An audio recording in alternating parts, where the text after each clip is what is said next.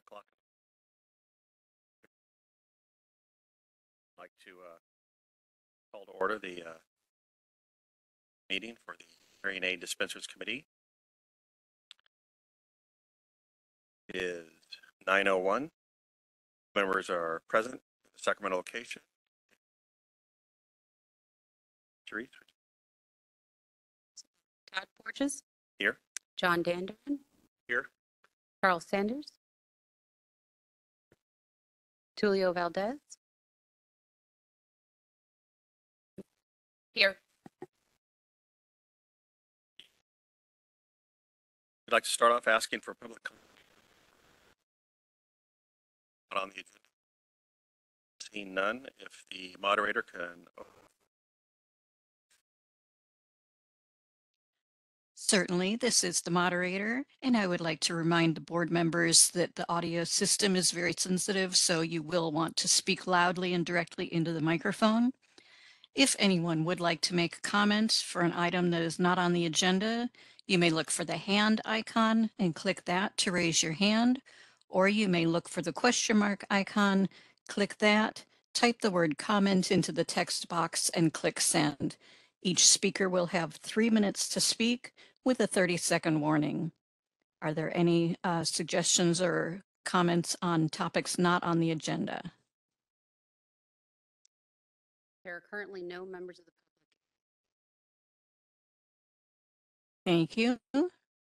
And I do not see any requests for comment online. Shall I close the public comment feature? Please. Thank you. For discussion and possible action regarding foreign body in the ear canal and other pre and post fitting observations that require referral for medical opinion as stated in Business and Professions Code sections 2538.36 and 2539.6. Thank you, Mr. The board delegated to this committee to discuss clarifying what a hearing aid dispensers can do. The hearing aid dome had received inquiries, restrictions to dispensers in performing the if appropriate training is provided.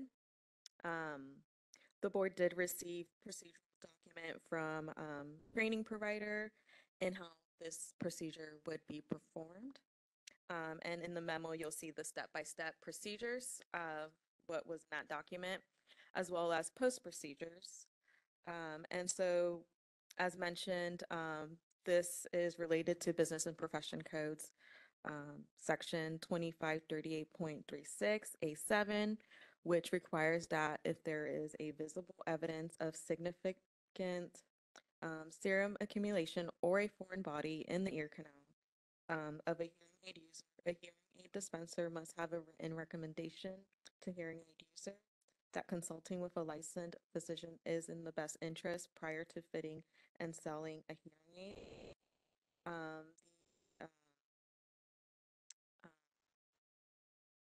The committee has the ability to discuss if this is something that a hearing aid dispenser can perform in light of that Business and Profession Code.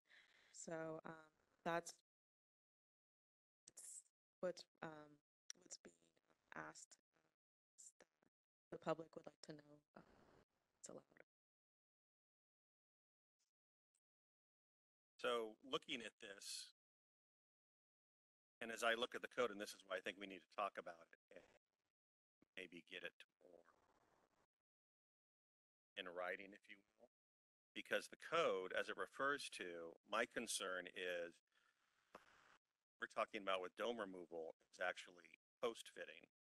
They already have the hearing aid.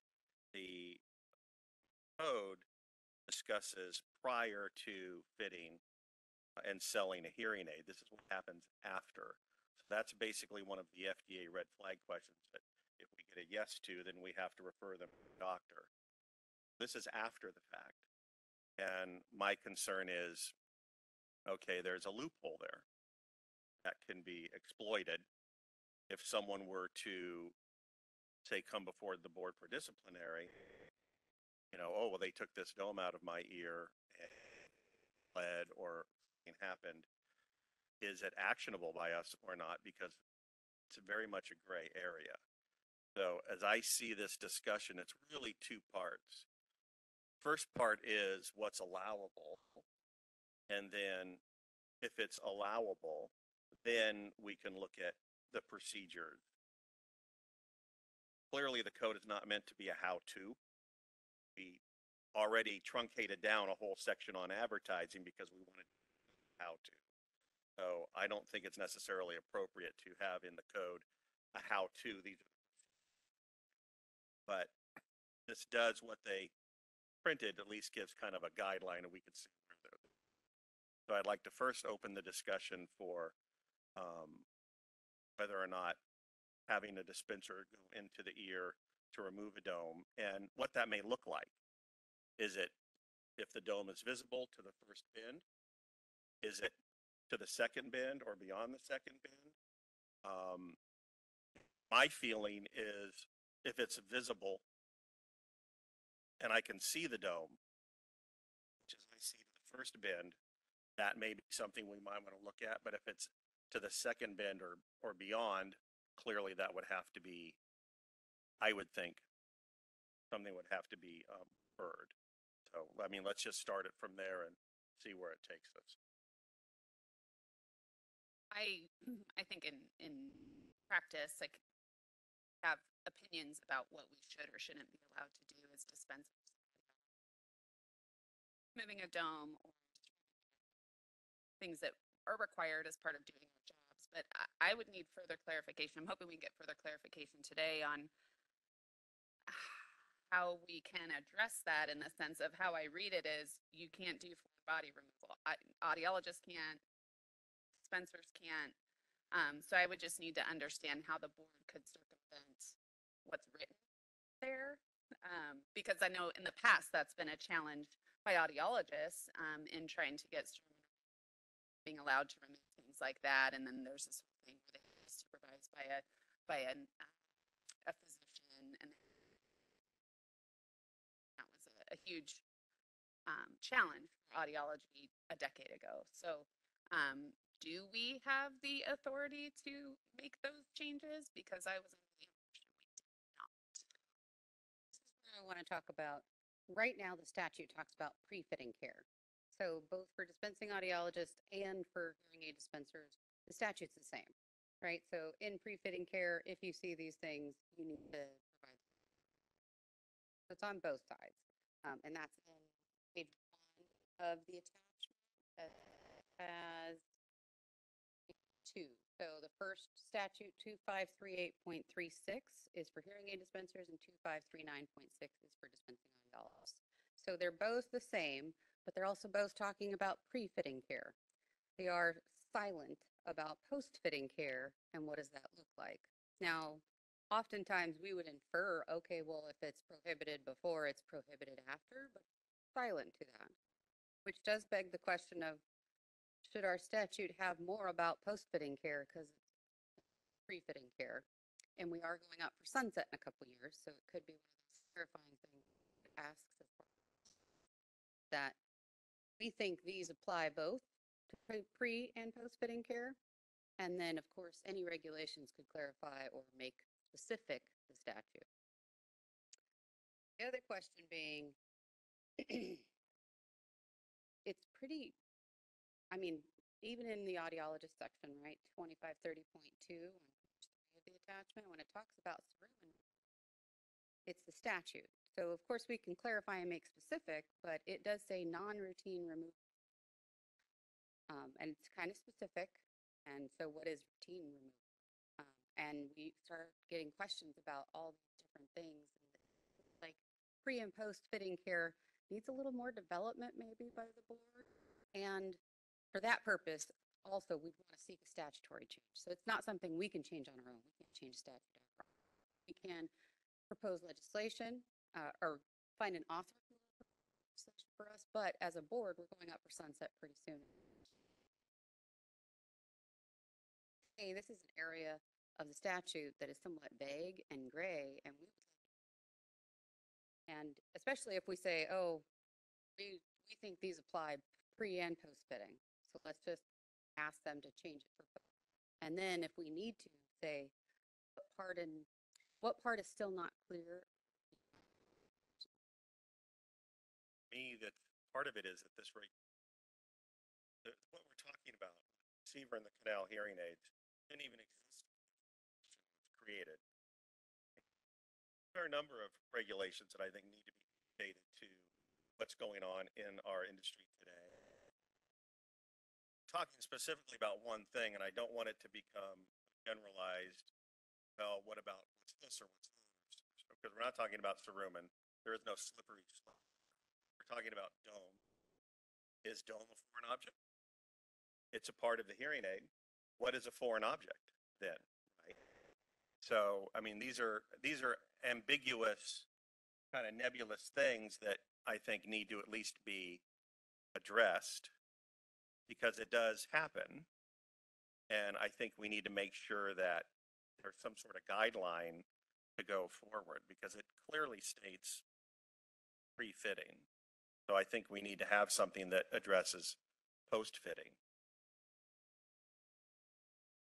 And there's kind of that logical other question, right? If I can see it right here and knock it out with a finger, or not even inserting something into the ear, I can just barely get it with tweezers, which something I do at home.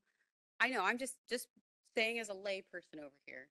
Like, if I saw something, I'd want to flick it out of my ear. But obviously, this is not the example I've heard of. Domes in said person's ear, and they came in saying, my hearing aid doesn't work. Well, it's actually because there's 3 domes in there. The person was like, why are you missing so many domes? Why do you keep needing more domes? Well, they're all in. So, I mean, this is where we start asking the questions. We get a lot of interesting questions, especially as different practices try to do different things. But that would be kind of our, as staff, question, is this something we need to do? Pre-fitting care, need to be post-fitting care, and foreign body, was that intended more like there's something else in the ear versus there's a dome in the ear? Clarifying, and then also if it needs to be clarified in regulation, foreign body includes any piece or component of the hearing aid. Although nowadays we have, right, the new hearing aids that are really tiny and they're going into the ear. Correct. You're referring to the lyric, and that we insert and remove even deeper into the ear than, let's say, a dome removal may be. And that's kind of my point too. Okay, well, That's a foreign body.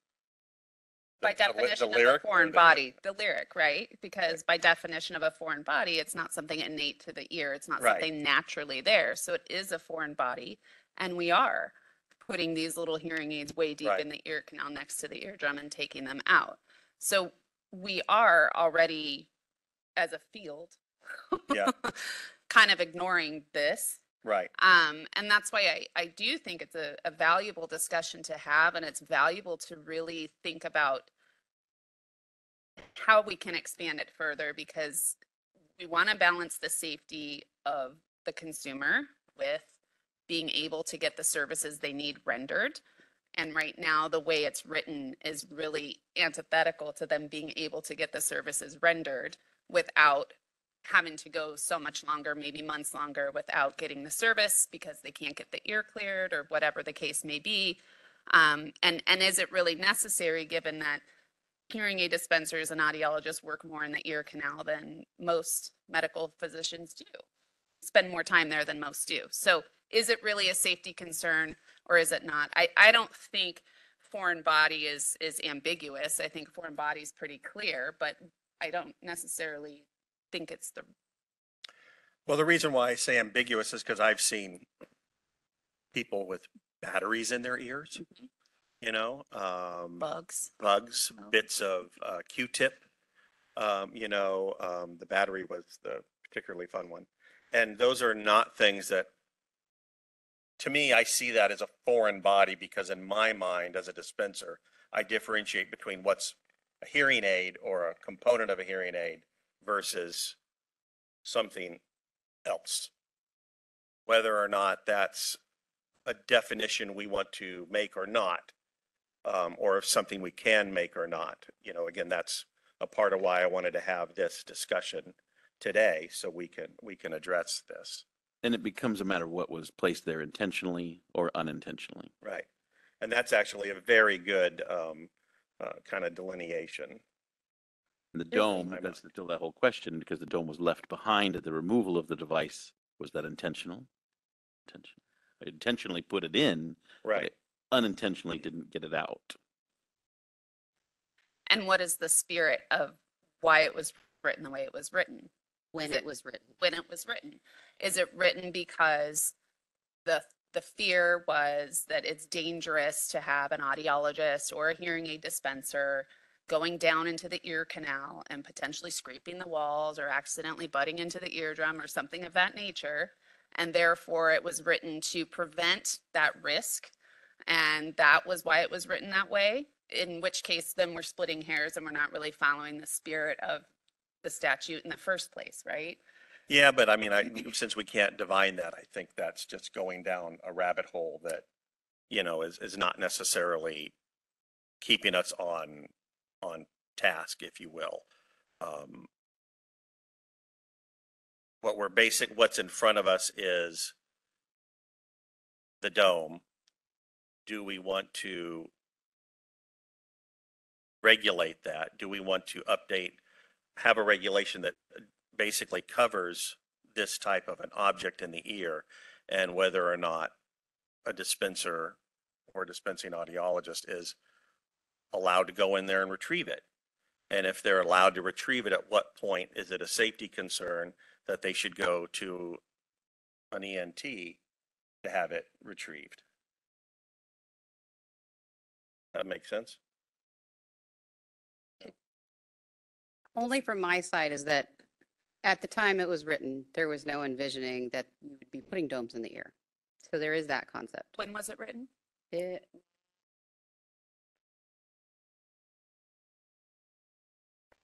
Yeah, Need case close-ups. that.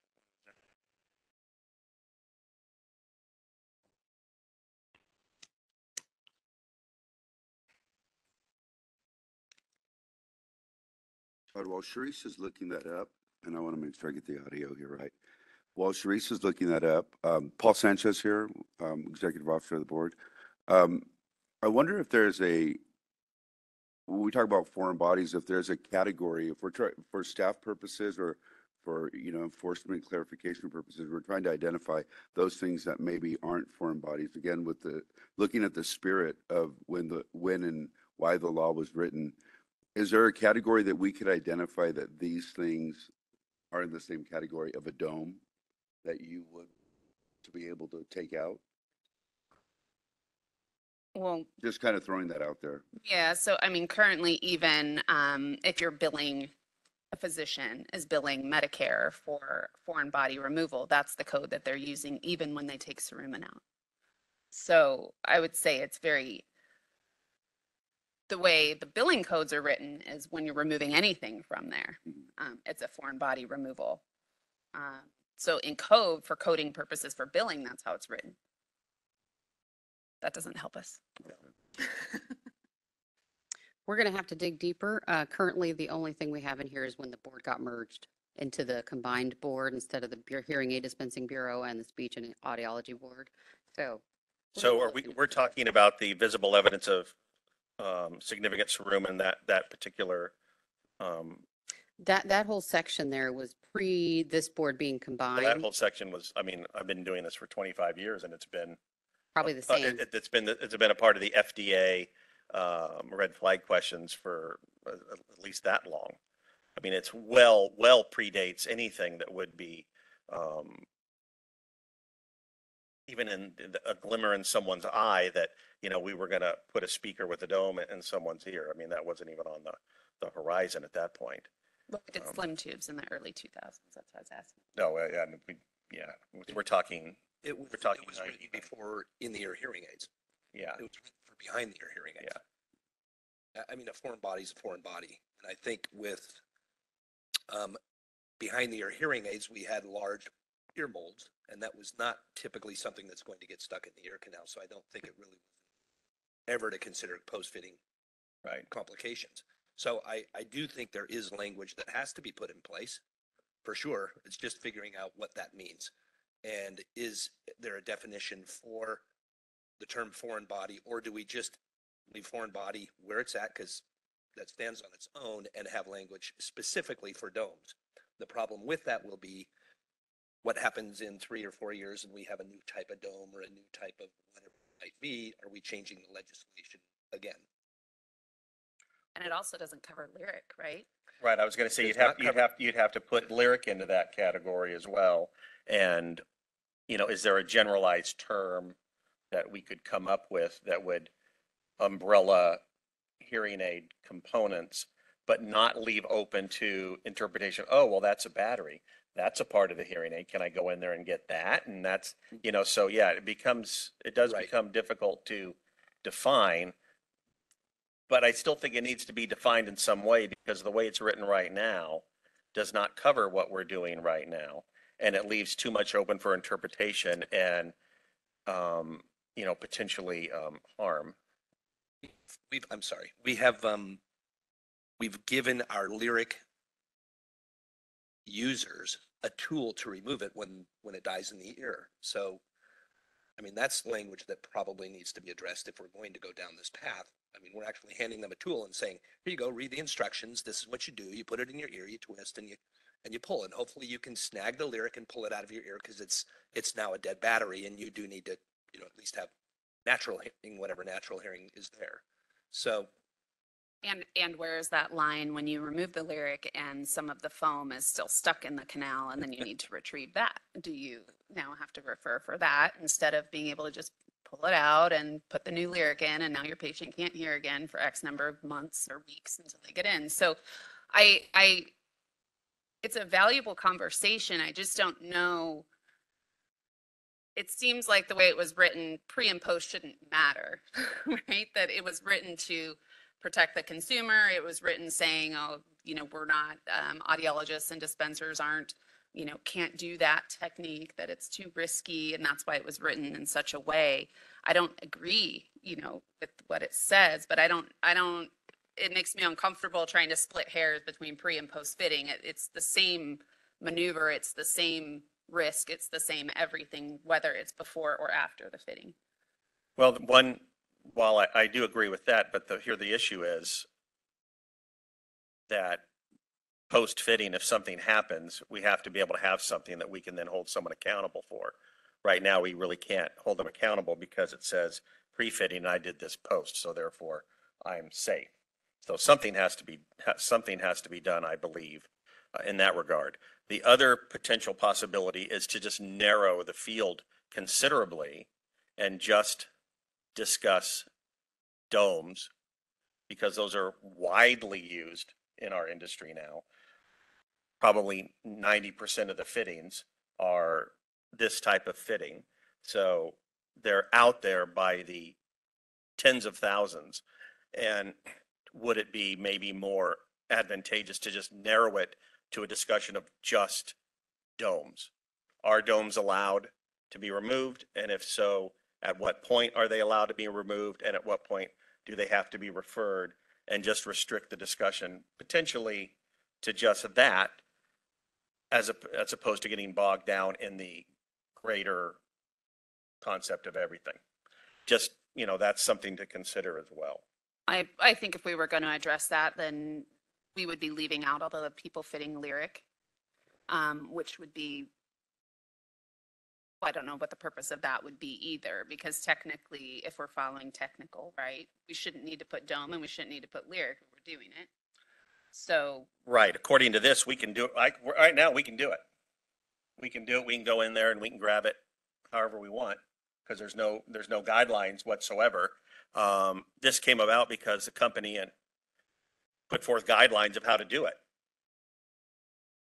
And so that's what, okay, well, if you're going to put out guidelines, then we need to make sure that is this something we agree with, don't agree with? Is it a problem? Is it not a problem? It's a national company, so Yeah. this was developed outside of the state of California. And then when the company employees here saw it, that's when we started getting the question. Michael Canotes, Board Legal Counsel. One of the things I'm seeing here is there's another component, another statutory component, and I'm just looking at the hearing aid dispenser. Your scope of practice is essentially defined in section 2538.11, and there's the definition of practice of fitting or selling hearing aids. Mhm. And the only thing it says in terms of your scope of practice about post-fitting is counseling. So I'll do a little dramatic reading here. Means those practices used for the purpose of selection and adaptation of hearing aids, including direct observation of the ear, testing of hearing in connection with the fitting and selling of hearing aids, taking of ear mold impressions, fitting or sale of hearing aids, and any necessary post-fitting counseling. Now, as part of that, I presume you touch the client, speak to them, looking at the devices, fitting them in. But I think it's a real gray area just in terms of the scope of practice. And I would suggest that if this is something that we want dispensers to be able to do, that there be a statutory change. I think it would be hard to justify a regulation with that scope of practice, regardless of because the interesting thing about the statute that mentions foreign bodies is that it's really you have to suggest to the client that they consult with. I presume that in practice means you don't do it. You don't fit the hearing aid if there's a foreign body in there. But it's interesting because it is really phrased as a advisement, like a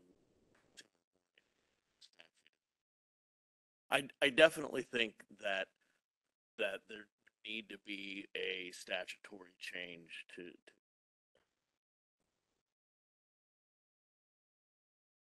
So how do we do that? It That seemed was- like, it that seemed was like you just were gonna kind of be- going, it seemed like our conversation was kind of going that direction. So then, yeah, what's the steps for So that?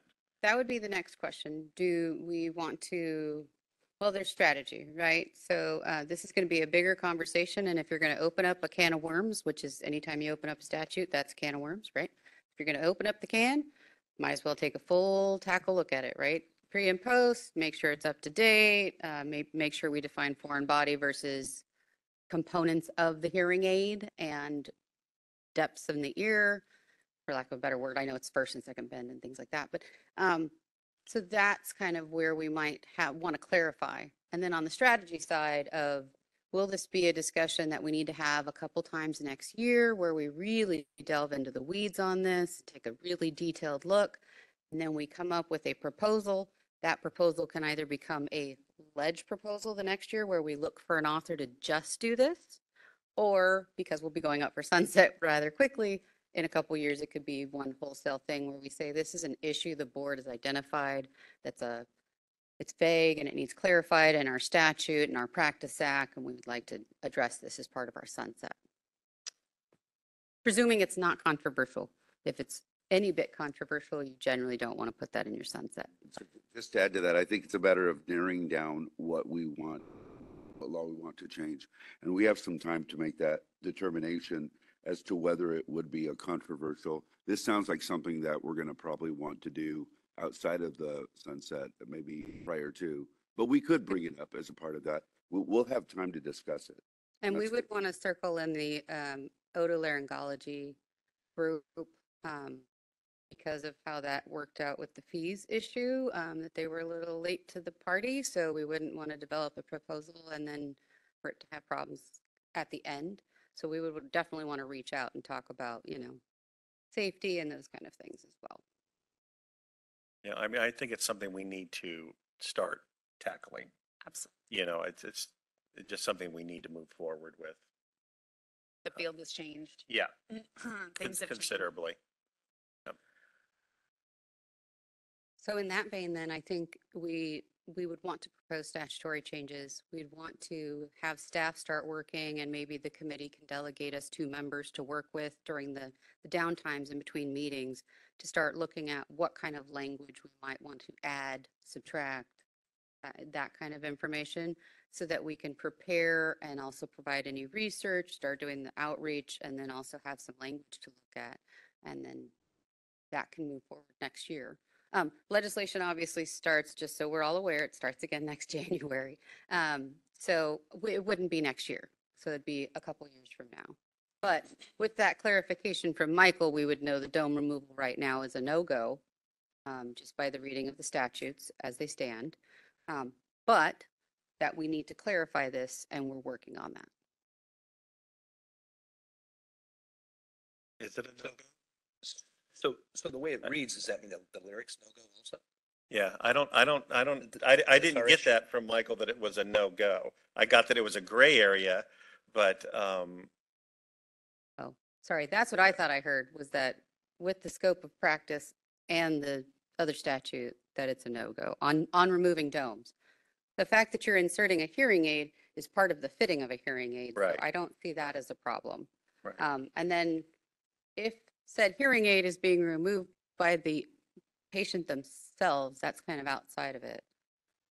Question might be is when they come in and they can't get the lyric out, I think you would have to default back to, I put it in, but you now need to go to somebody to get it out. That, which also but- sounds. but Well, but they that's- take it, we take it out every 3 months or Yeah. so. Anyway, that's a part of the process. So We that's. always take it out. And then I would say that that part might go into B when it's talking about in 2538.36, no referrals necessary when it is for the repair or replacement of a lost or damaged hearing aid within, oh, that's the thing.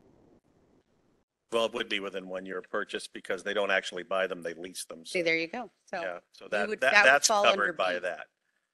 so that's If part of, if a dome falls off the hearing aid, isn't that considered part of the repair? It's gray. that's pretty great. It's gray. Yeah, and that's why I was back to Michael, is that actually a no-go? Because I would say it's a gray area, but I would say it's sort of a dark gray area. I wouldn't recommend. Well, this is me outside my role here, but if I was an attorney advising a practitioner, I would not advise her. I mean, I think it's pretty clear your scope of practice needs to be updated, and these kind of issues need to be worked out on what dispensers and all can do in terms of object removal.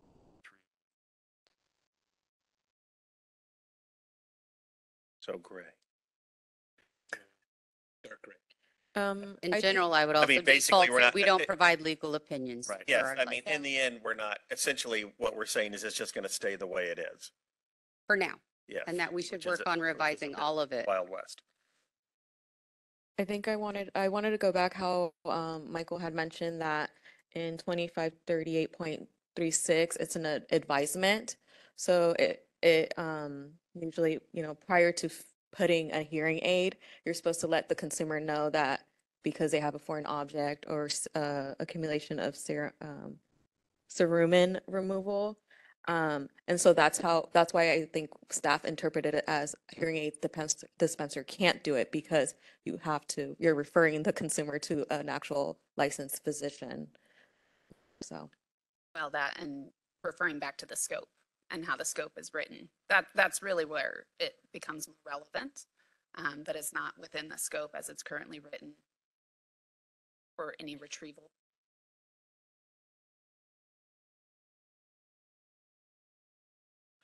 So I guess at this point, then, it would be just directing the staff to start the process of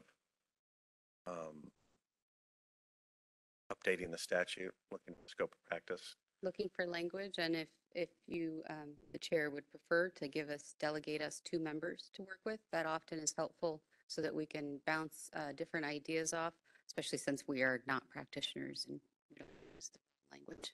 I would love to volunteer for that. Oh, I got to work with it. Well, I have my volunteers then. Be it so delegated. Okay, if we could ask the moderator to please open for public comment. Certainly. And we can check in and see if there's any public comment in the room. There is currently no public comment in the room. Thank you. So if anyone on WebEx would like to make a comment on the issue discussed, you may either click on the hand icon to raise your hand, or you may click on the question mark icon, type the word comment into the text box and click send. And each person will have 3 minutes to speak. We do have a request for comment from someone logged in as Joe Bartlett. Joe, I'm going to send you a request to unmute your microphone and you'll have 3 minutes.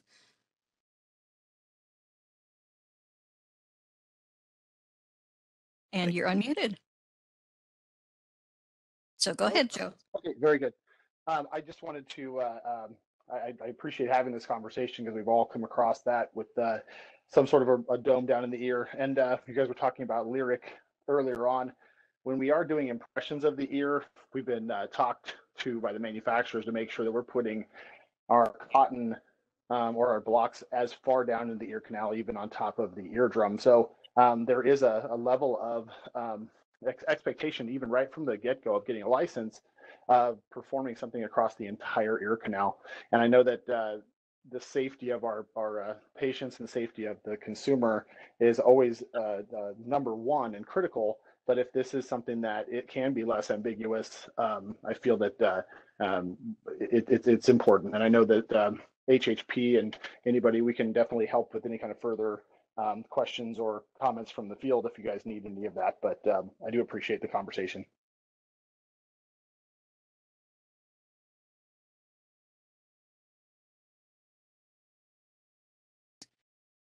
And I do not see any other requests for comment. Shall I close the public comment feature? Please. Thank you. Okay, so there is no, we're in a stage of an emotion. We're just going to go ahead and move forward as stated previously. We do not have anything before us, so I declare the Hearing Aid Dispensing Committee closed. Thank you.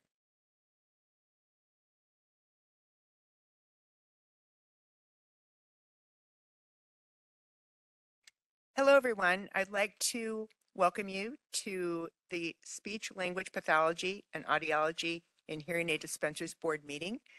We are going to begin. It is 9:49 and all board members are present in Sacramento. We will start with a roll call. Charisse, can you help with that, please? Yes, apologies. I was trying to get our WebEx going. Holly Kaiser, Here.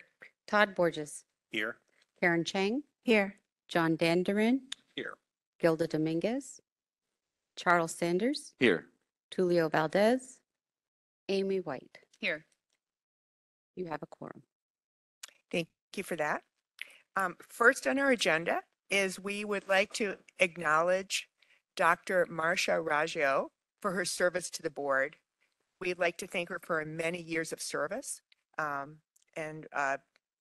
Sanchez, can you continue? Yes. Good morning, everyone. Good morning, board members. Paul Sanchez, the Executive Officer of the board. Today, it is my honor just to recognize someone who has been just a pivotal person in moving things forward and in helping this board. I've been in public service for 35 years, and in 35 years, I have to say this is one of my best experiences working for this board and for all of the board members. You're all just utmost professionals, and the person to me that really epitomizes that is Dr. Raggio. So I just wanted to say a few things about Dr. Raggio.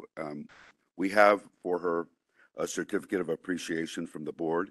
It reads, in recognition of your years of robust dedication of the protection of consumers of speech and hearing services, your exemplary leadership as chair of the board and the Audiology Practice Committee, your honest, forthright, decisive, and intellectually rigorous contributions to the decision-making process, and your warmth and generosity of spirit as a member of the board from December 17th, 2012 to November 16th of 2023. And as you all know, this was quite a fast, unexpected change for us. We're very pleased also to have our newest board member, Dr. Sanders, with us. But going back to Dr. Rajo, I just wanted to say that while she was on the board, she came on actually around the same time that I came to the board. And there were some great accomplishments that I wanted to highlight. When I was coming on, the board was just working with the profession on advocating for strengthening the Thorne-Beverly Consumer Warranty Act. The board advocated for legislation to authorize the CSU system to create doctoral audiology programs in the state of California. I remember being with Dr. Rajo in the governor's office. We felt like we were under a lot of pressure, and we were being asked on the spot to provide information, and the two of us, were there advocating for this, and we were very pleased when it happened. And today we're starting to see the benefits of that and the results of that. Some of our board members have worked or are working with those programs. While she was on the board, we promulgated several regulations that strengthen consumer protection. During her tenure on the board, the population of our licensees has doubled. Our staff have doubled. We've relocated to an office that accommodates some of the things we do, especially our hearing aid dispensing practical examinations. During her tenure on the board, we started online applications, online renewal applications, and have gone through our business modernization process. So I don't think we could have done that without the team that we have and without Dr. Rajo's leadership. I have one more thing to read, and this is from the Department of Consumer Affairs to Dr. Rajo. It's a nice resolution. And it reads, whereas Dr. Rajo faithfully served as a member of the Speech Language Pathology and Audiology and Hearing Aid Dispensers Board from December 17th, 2012 to November 16th, 2023, whereas Dr. Rajo faithfully served as the board's chair from January 1st of 21 to November 16th of 23, and as board vice chair from July of 2017 to December of 2020, whereas Dr. Rajo faithfully served as chair and member of the board's audiology practice committee and as a member of the hearing aid dispensing committee, as a member of the legislative committee, and as a member of the Sunset Review Committee, and whereas throughout her years of service, she gave tirelessly of herself and her ideas and acted forthrightly and conscientiously, always with the public interest and welfare in mind.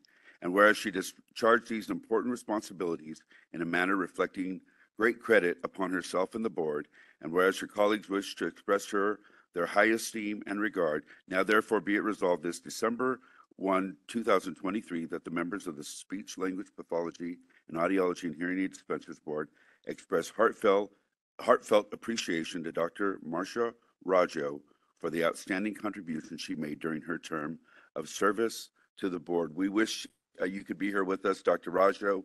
We're gonna miss you, and we just want to thank you on behalf of the board staff. I thank you for your service to the board and DCA. Thank you. Thank you so much, Paul. I would like to hand this over to Charisse Burns now. Thank you. Sharice Burns, I'm going to go ahead and read a statement to the board, and this is from Dr. Rajo. So this was not the way I had planned to end my tenure on the board. I had been looking forward to my last meeting being face-to-face since it's been so long since we could meet in person. I was looking forward to seeing everyone one last time, getting to work on the board's current business together, and getting to say goodbye with a final hug. Alas, those things were not to be, so I will just have to share my thoughts in this note. Being a part of this board has been an important and fulfilling aspect of my life for many years. I'm grateful to have been appointed to the board by 3 governors and getting to serve as board chair for the last 2 years. I have always felt that the work of this board was essential to creating and supporting legislation that protects consumers and professionals alike. Our work on enforcement cases was important on many levels, and over time, I learned to be less punitive and more rehabilitative. We weathered the time it took to get regulations enacted or changed and laws passed, but in the end, the state, consumers, and the professionals found themselves in a better place. I want to acknowledge how much I enjoyed working with all the board members, both past and present. The camaraderie that this type of work creates is unique and second to none. I've learned so much from our discussions of board issues, taking in varying perspectives and experiences of board members and learning what our legal counsel brings to our issues. I also enjoyed learning about the personal lives of board members, their families, with the joys and distresses we all experience. I'm so grateful to have worked with Sharice Burns, who brings untold knowledge and experience to the work of the board. She is a gem, and the board is lucky to have her. Working with all the board staff has been a pleasure. Last but certainly not least, I want to thank Paul Sanchez. When I interviewed Paul for the executive officer position, he struck me as someone who was intelligent and clear thinking, demonstrating an abundance of bureaucratic knowledge mixed with a refreshing amount of candor. He has never failed to bring those traits, along with his steady hand, to the work of the board. We've always been able to count on him to guide us in the right direction, never failing to keep the board's mandate in clear view for all of us. Whether a professional with a complaint, a consumer with a misunderstanding, or lobbyist with questions, I've never known Paul to close his door to anyone. He never failed to approach the board's needs and issues head on, but always in a way that was calm and composed. Aside from my admiration for Paul as the executive officer of the board, I've always found that I could trust him with my thoughts and feelings and not feel judged. Whether we are talking about board business or our mutual love of soccer, and despite his unfortunate choice in baseball teams, I feel like I've made a friend for life. Knowing you will continue to do a great job on the board and wishing you all the best always. It's been my heartfelt pleasure to know and work with all of you. Marcia. Thank you so much. That was a beautiful statement, not surprising from Dr. Rajo.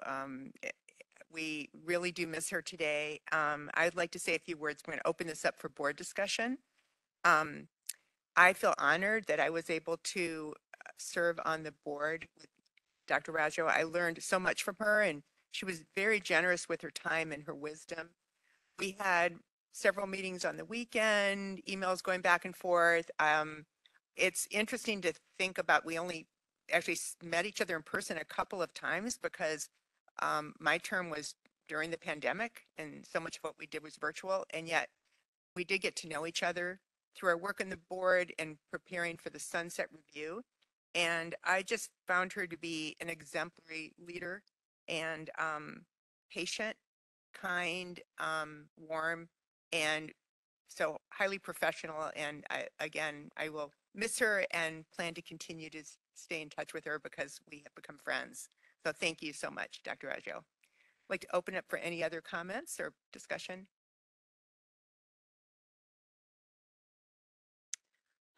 I always have to give my thanks to Dr. Raggio. She, I feel like, has mentored me and is why I'm here today. So we've spent many years on other boards together and then this board, and was always the one to tell you that you can do this and you're ready for this. And having that support has really meant a lot in my career. And she's just been such a fantastic mentor.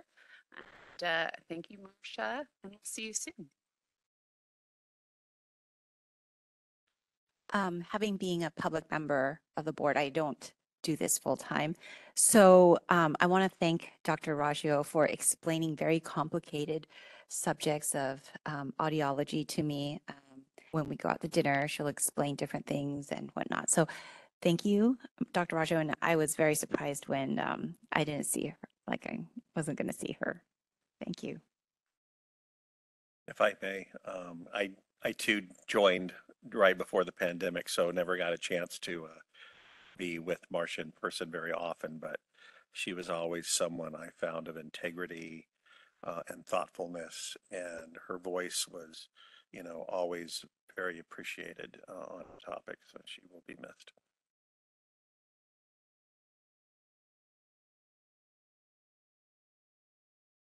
I too started during the pandemic and didn't have the opportunity to meet Marcia face to face in person, but being on the calls and doing the meetings, it is clearly evident that she's always shown integrity and her compassion towards the field and the support that she shared and showed during every interaction that I've had with her during the board meetings.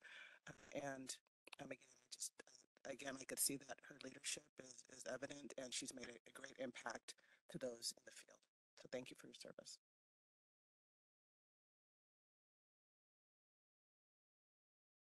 Thank you for those comments.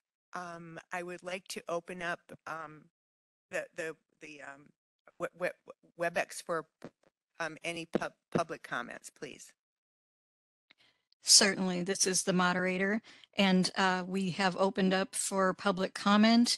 And I do understand that Dr. Raggio has called in, and Dr. Raggio, to let you know, if you press *6, you'll be able to unmute yourself if you would like to comment.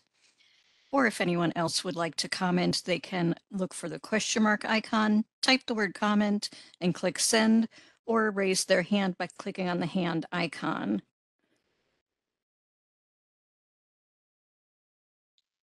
And it looks like we do have a request for comment from Nick Brokaw. Nick, I'm going to send you oh, Dr. Raggio, have you been, I see you've unmuted. I always defer to Nick Brokaw. Okay, that's fine. So Nick, I'm going to send you a request to unmute your microphone. And you're unmuted. Go ahead, Nick. This is Nick Brokaw, longtime legislative advocate for the California Academy of Audiology, and I just wanted to very quickly chime in and extend our gratitude and appreciation for Dr. Raggio and her commitment to public service. She exemplifies professionalism and kindness and integrity, despite her unfortunate taste in baseball teams. And I'll leave it at that.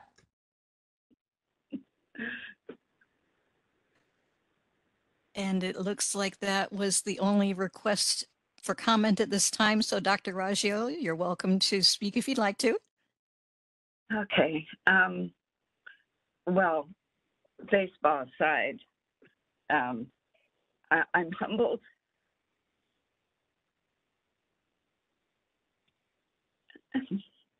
Choked up, as you can see. I think my statement said it all. And I do wish you all the best. It was great working with everyone. I'm sorry I'm so emotional, but that's me also. So carry on, I know you will, and love everybody. Bye for now.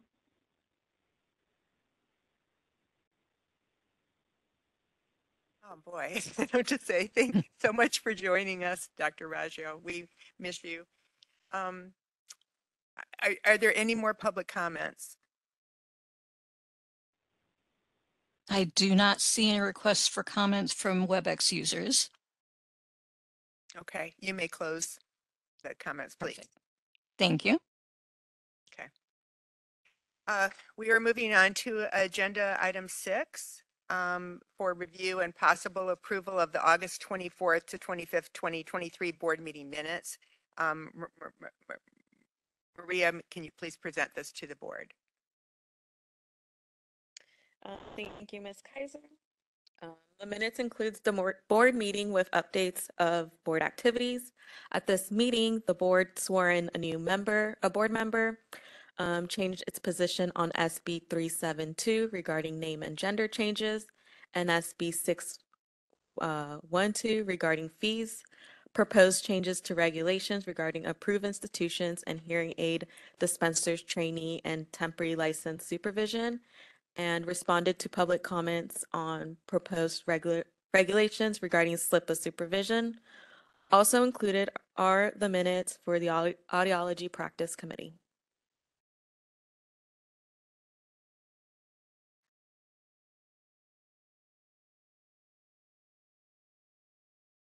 I'd like to open this up for board discussion and regards to any amendments to the minutes. Any comments?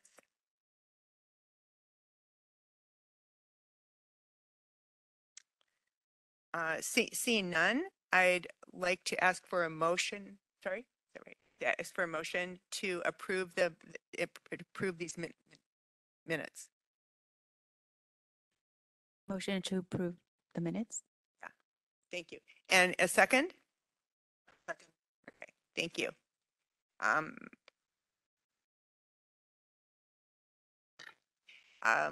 Thank you.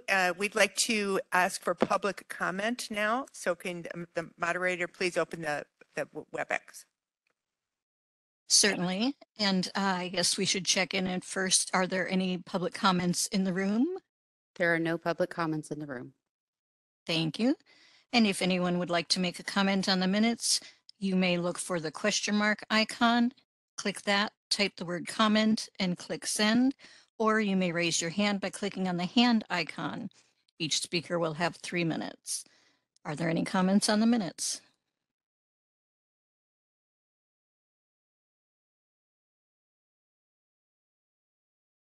I do not see any requests for comment. Shall I close the public comment feature? Yes, thank you. You're welcome.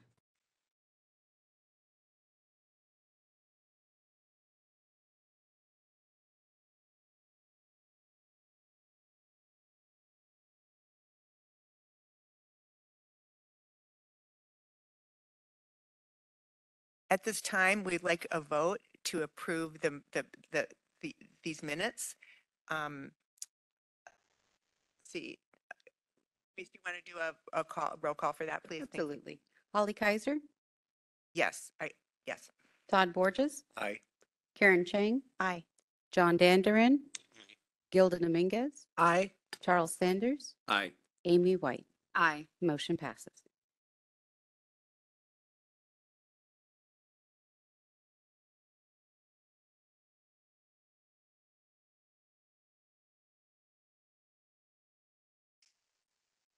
All right, we're going to go back to agenda item number 5 for public comment for items not on the agenda. So we would like to first ask if anyone present here has any public comments for items not on the agenda. Seeing none, we'd like to open this up on WebEx. So can you please open it up now? Certainly. If anyone logged into WebEx has a comment for any item that is not on the agenda, you may look for the hand icon and click that to raise your hand, or you may look for the question mark icon, click that, type the word comment into the text box and click send. And each speaker will have 3 minutes with a 30-second warning. Are there any topics that were not on the agenda?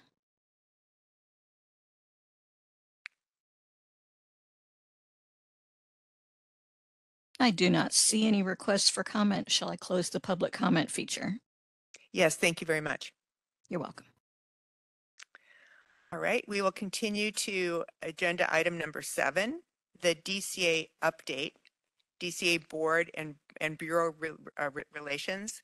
And at this time, I would like to ask Yvonne Dorantes of the DCA board and bureau relations to provide an update. Good morning, everyone. Thank you for having me. I'm Yvonne Durantes. I am the Assistant Deputy Director with Board and Bureau Relations. Happy to be here this morning. Happy December, everyone. Welcome Member Sanders to the board. And I also want to echo the thanks and gratitude to Dr. Raggio as well. And just very heartwarming to hear everyone's thoughts and wishes. So thank you for sharing all that this morning. So I do have quite a bit of updates for you, so bear with me. If there's anything that you need for me to repeat, happy to repeat at any moment. A lot of this information was also covered in our fall newsletter that was sent out by board member relations to chairs and vice chairs, and also posted to our webpage under board member resources page. So just get started then. So to start off, our Business Consumer Services and Housing Agency update. On November 28th, Governor Newsom appointed Tamikia Moss as Secretary of the BCSH Agency Secretary.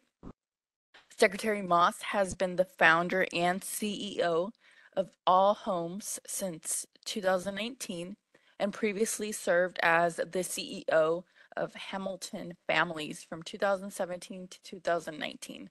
Secretary Moss was Chief of Staff in Oakland Mayor's Office from 2015 to 2017. She was Executive Director of Hope San Francisco and San Francisco's Mayor's Office from 2013 to 2015, and is the board president of the nonprofit Housing Association of Northern California. And so we extend a warm welcome to Secretary Moss, and we look forward to working with her. Moving on to our DEI update, on November 7th, UMass consultant Christopher Veal provided a virtual training entitled DEI Dialogue for Leaders to 173 DCA managers, supervisors, and leaders. Veal's training covered psychological safety and how it affects these conversations, as well as interactive discussions about the challenges that leaders are facing. Participants were given a training survey and the feedback was extremely positive. The DEI committee will hold its quarterly meeting on December 15th. The committee will review a draft DEI intranet webpage that is currently being developed. They will elect a 2024 chairperson and vice chairperson and discuss DEI training as it remains a committee priority. Once operational, the DEI intranet page will provide all DCA employees information and resources, including DEI hiring principles, which will serve as a guide for those involved in the hiring process. The DEI steering committee would also like to continue to learn about and showcase DEI activities of DCA's boards and bureaus.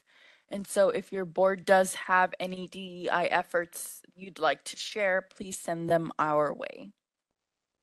DCA continues to support DCA boards and bureaus in expanding culturally competent communications and promote the importance of meeting the needs of all California consumers, licensees, and applicants. And the latest issue of DCA's Consumer Connection magazine includes articles with information important to consumers, including a feature cover story translated into 4 languages to further the reach of this information. The magazine is also available on the DCA homepage, and printed copies of the magazine are also available. If you do want a copy of the magazine, please email consumerconnection@dca.c.gov. Moving on to the military portal launch. On November 29th, the department successfully launched a new process and portal in support of service members and their families following new federal and state laws passed this year. Known as the Federal Professional License Portability and State Registration Portal, this new DCA portal will allow boards and bureaus to accept new online requests from military service members and their spouses who currently hold a valid license in good standing in another state, district, or territory to register their practice in California within the same profession or vocation if they relocate to California because of military orders.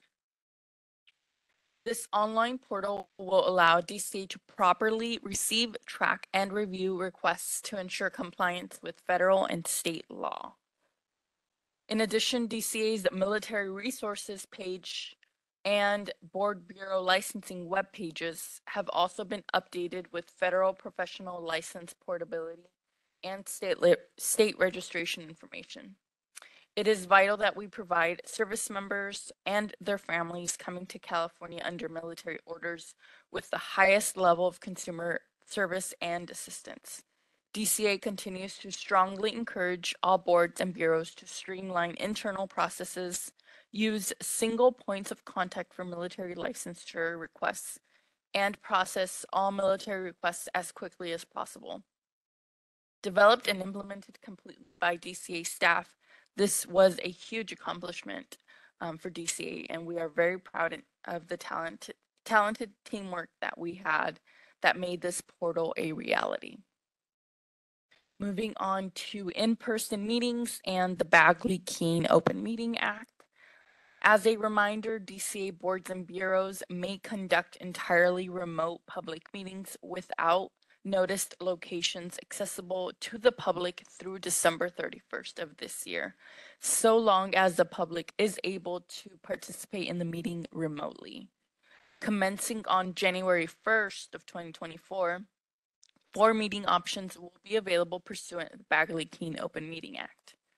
Option number 1 is the traditional single location option. This is a meeting where the majority of members are gathered at one publicly noticed and accessible location. No members are participating remotely, and there is no requirement to allow for remote public participation. Option number 2 is the traditional teleconference option. Board members are located at different publicly noticed and accessible locations, and they are connected via phone or WebEx, and there is no requirement to allow for remote public participation. Option number 3 is the new teleconference option, in which a majority of board members are gathered at one publicly noticed and accessible location.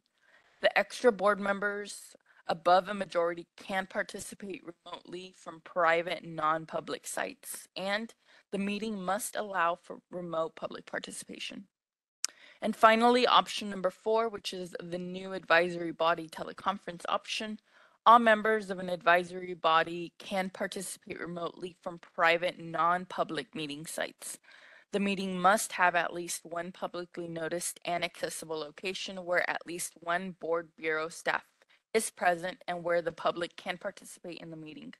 Additionally, the meeting must allow for remote public access. DCA encourages boards to work closely with their board councils to ensure compliance with the Open Meeting Act, and any questions or concerns can be directed to either us or your board council or your executive officer. Moving on to required board member trainings. As the end of the year does approach, we want to remind you that there are 2 DCA-wide mandatory trainings that if you haven't completed already, please make sure to do so. And please be advised that a lot of the trainings are required to be taken either every 2 or 4 years. So please make sure that you are up to date with compliance. During any of the breaks or at the conclusion of the meeting, I am also happy to go over your training transcript with you to make sure that you have completed all of your required trainings. So if you can't remember what trainings you have or haven't completed, I'm happy to go over that with you. And so all DCA employees and appointees, including board and advisory council members, need to complete sexual harassment prevention training this year by December 31st, as well as the information security awareness training if you do have an assigned DCA email. Both of these trainings are available within our department learning management system, and if you do need any assistance with setting up or remembering your credentials, whether it's your user or your password, I'm happy to assist with that, or can reset it if you aren't able to access it at all. Moving on to out-of-state travel updates. California's restricted states travel list has been eliminated, and it was replaced with a new public awareness project that will consult with community leaders to promote California's values of acceptance and inclusion of the LGBTQ+ community across the country. Over the past years, several out-of-state trips requested by boards were not authorized because the travel was to a state on the restricted travel list. Now, out-of-state travel to all states is permitted if the state is critical to the functions and needs of the board. And so out-of-state travel requests must still follow the established process to review and approve by DCA agency and the governor's office. Again, for any questions, you may reach out to either me or your executive officer. Just a couple more updates, please bear with me. Moving on to our Promise campaign this year. It is the State Employees Giving at Work campaign. In partnership with board members, DCA will continue its tradition of generosity and caring for our communities. And this year's Our Promise Giving at Work campaign is underway and running through December 31st of this year. Leading this year is DCA's co-chairs Monica Vargas, the Deputy Director of Communications, and myself. We are working together this year to provide employees and board members with the opportunity to support nonprofits of your choice. And this can be done through a one-time donation or through a continual payroll deduction. These contributions do make a positive impact by providing vital resources to those experiencing poverty, homelessness, food insecurity, and offer support to such causes as veterans, animals, the environment, and more. And so we hope that you will join this year's state campaign to help contribute to nonprofits of your choice. Moving on to the State Employee Food Drive. The annual California State Employee Food Drive started this month, and it does run through January 8th of 2024. In our effort to support families of need, DCA has distributed collection boxes at HQ1, HQ2, the Bureau of Automotive Repair, and the CSLB and Evergreen locations. And so employees and board members can drop off non-perishable items at either of these boxes for DCA to donate to the local food bank collection offices. And again, that will be available through January 8th. That is all I have for you today, unless you want more. But thank you for bearing with me. Happy to answer any questions, and happy holidays to all of you. If there's anything I can be of an assistance, please do not hesitate to reach out. Happy to answer any questions at this moment. Thank you so much for that report. We'll open this up for board discussion. I just wanted to comment that I've really enjoyed the trainings that I've participated in. In fact, the orientation that I took at the beginning, I retook that later because it was even more meaningful after having over a year of experience, and there were updates, revisions. And then I recently was on the October 9th, the diversity, equity, and inclusion training, which I loved. It was very interactive.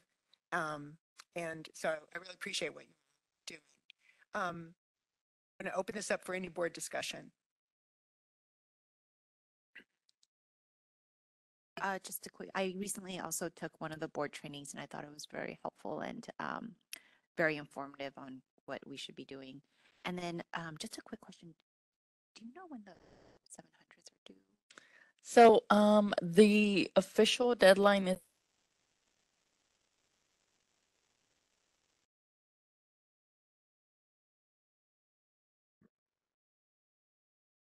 And if we have a separate question, do you have an email address that I?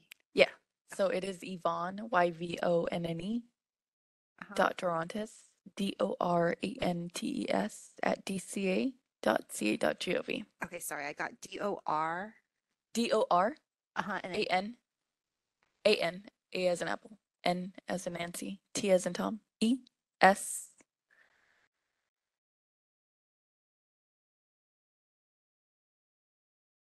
Contact information, feel free to contact me.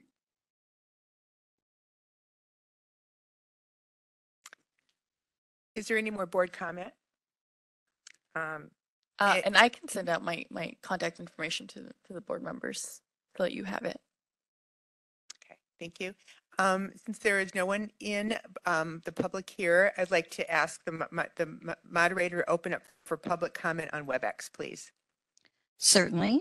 If anyone has any comment or question about the DCA report, you can look for the question mark icon, click that, type the word comment in the text box and click send, or you may click on the hand icon to raise your hand. Each speaker will have 3 minutes. Are there any comments on the DCA report?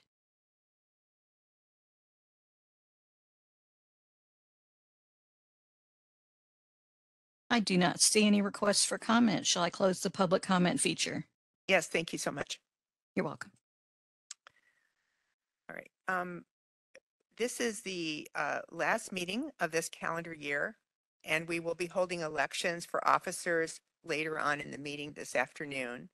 At this point, I'd like to ask Charisse to review any other information about the calendar. Currently in the board chairs report, there is the meeting calendar for this calendar year. You'll notice we had 3 teleconferences and of course our last meeting here in person. So these were the dates, materials and everything get posted before the meeting and hand carries as soon after or on the day. So we continue to update these on our website. We will post the dates that we decide later on today on our website after the meeting. So hopefully we can find 4 good dates for next year. And then we'll discuss more at that point, kind of as Mr. Antes noted, the changes to the legislation and how we probably will need to change up how we're doing our meetings next year with fewer teleconferences, more in person, and kind of what that means for everybody's schedule. So. Okay, I look forward to that discussion. And now I would like to have Paul address the board representation for the Department of Healthcare Services, Audiology Technical Advisory Committee information. Yes, this is a group of individuals that have met. This was actually driven by the audiologists that were on the board, dealing mostly, from what I recall, with some CCS issues and some coverage issues. In the past, they've asked for a board member to be involved. I think it was mainly Dr. Grimes and Dr. Rajo who have been involved over the year. At times, they've asked me to come to these meetings, and it's a group of individuals. I don't know if Dr. White, you've attended those meetings. You have. Okay, so I think what we wanted to ask, and I think one of Dr. Rajo's requests were if the audiologists on the board want to have a representative involved with that. And personally, I think it's a good idea. I think it's been helpful to the group. It's also been a catalyst to kind of keep bureaucracies moving forward and involved and on top of things when it comes to consumer protection issues, especially with coverage throughout the entire California area. I don't know if Dr. White or Dr. Sanders want to comment on that. I am familiar with that group, having been involved from the infancy, trying to get that together to coordinate working between the state and the Academy of Audiology and other audiologists throughout the state. So I'm happy to resume that. Thank you. That's great. Any other comments? At this point, I would like to go to an update on the committees. The first one is the enforcement ad hoc, and Ms. Dominguez will report on that. Thank you. During our enforcement ad hoc committee meeting yesterday, 2023, we finalized the language on the penalties as well as the probationary terms and conditions, and we look forward to completion of a final review of the revised document at our next meeting. Thank you so much. Next, we'd like to ask Dr. White to provide an update on the Audiology Practice Committee meeting. Right. So previously, the committee had directed board staff to work with Regulations Council to draft regulatory language to clarify the scope of practice and supervision for audiology aids and other changes related to renewals. So there was discussion about that yesterday, primarily centered around maybe removing an industrial aid or someone that has the Council of Accreditation and Occupational Hearing Conservation, or CAOC, to be kind of separated out from the rest of the audiology aids. Discussion around how many support personnel audiologists can supervise, and other language just to align it more with the other license types with speech language pathology and hearing aid dispensers in terms of supervision. So most of that will be coming back, I believe, for further review. Nothing was completely decided yesterday, and we'll bring that back to the board when we have more information. Thank you, Dr. White. I'd like to report on an update for the speech language pathology practice committee, which was held with Gilda Dominguez and myself. And we had two agenda items. One was regarding, this is the results. We recommended the expanding of the SLPA, speech language pathologist assistant scope of practice to include performing oropharyngeal swallow therapy with bolus material. Language will be formulated for future review and discussion. The second area was the discussion and possible action to amend regulations regarding general application requirements in speech language pathology and audiology aid requirements.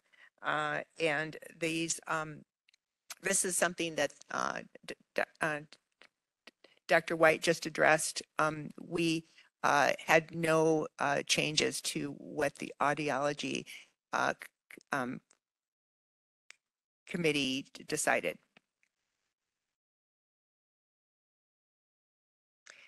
Next, we'd like to hear from Mr. Borges regarding the hearing aid dispensing committee meeting updates. Thank you. Essentially, the committee discussed the updating the scope of practice and looking at the scope of practice for hearing aid dispensers as relates to removing domes, what constitutes a foreign object, what doesn't constitute a foreign object, and in essence look at updating the regs to reflect the current state of hearing aid practice today.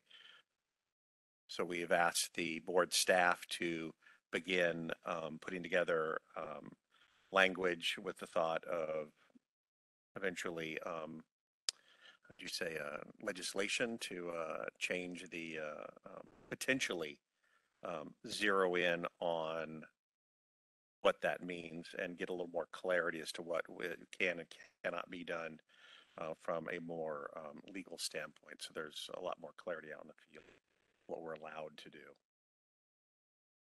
Thank you, Mr. Borges. I'd like to open this up for board discussion. Are there any comments or questions?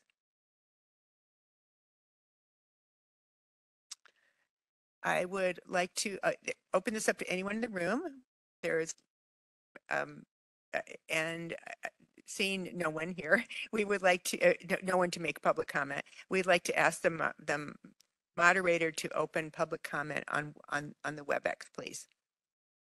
Thank you. And if there are any comments on the report summaries, you may look for the hand icon and click that to raise your hand, or you may look for the question mark icon, click that, type the word comment into the text box and click send. Each speaker will have 3 minutes with a 30-second warning. Are there any requests for comment on the reports given?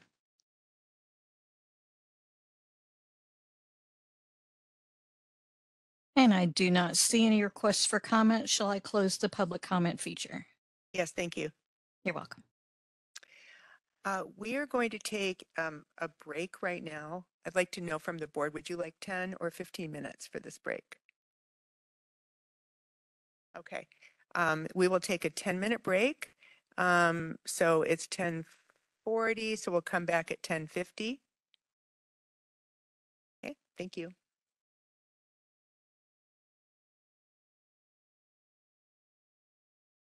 Hi, everybody. Welcome back from the break.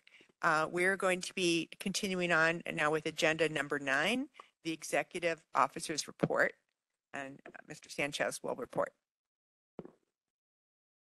Hello again, everybody. Behind your tab on number 9, you'll see my executive officer summary of my report, and then there's some attachments. I think because we have so many new board members, I want to just maybe go over things a little more detailed than I normally do. But behind the summary, you'll see two budget reports. One is a fund condition report, gonna look like this. You'll see a spreadsheet, a colorful spreadsheet with numbers. That's the the operating expenditures report. And then there's some tables with a licensing report followed by an enforcement report.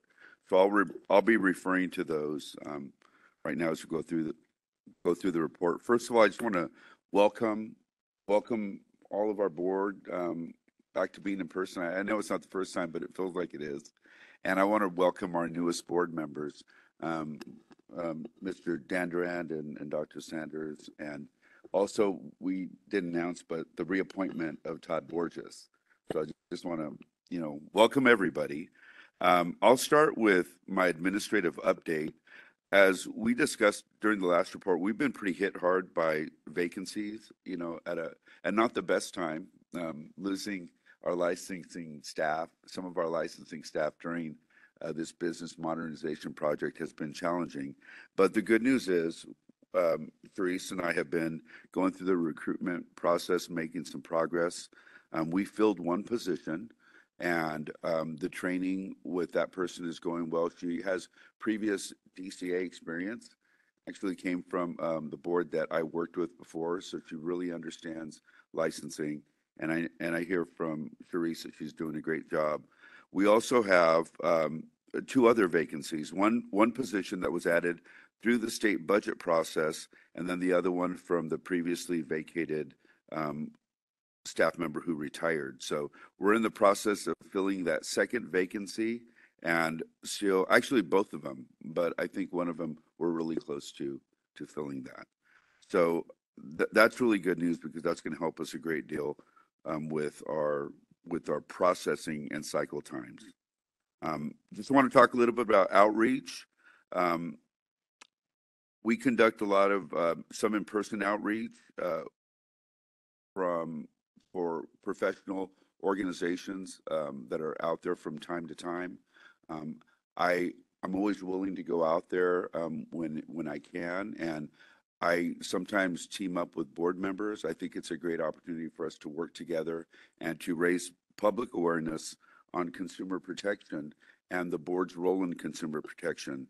I know with many of you, I've done these presentations. We've gone to the Speech Hearing Association. Recently, we've gone to the California Academy of Audiology. I would like to also go out to hearing aid dispensers and maybe partner with our hearing aid dispensers. Have two on the board. Great to do that. Just want to report that on September 29th, along with Dr. Rajo, I made a presentation to the California Academy of Audiology at their convention in Santa Clara. We also had Dr. White participate with us in answering questions during the presentation. It seems to me like the conference was well attended, and during the time we provided our overview of the board and really kind of focused on regulations, because I think we want to help everyone understand the regulatory process that we have.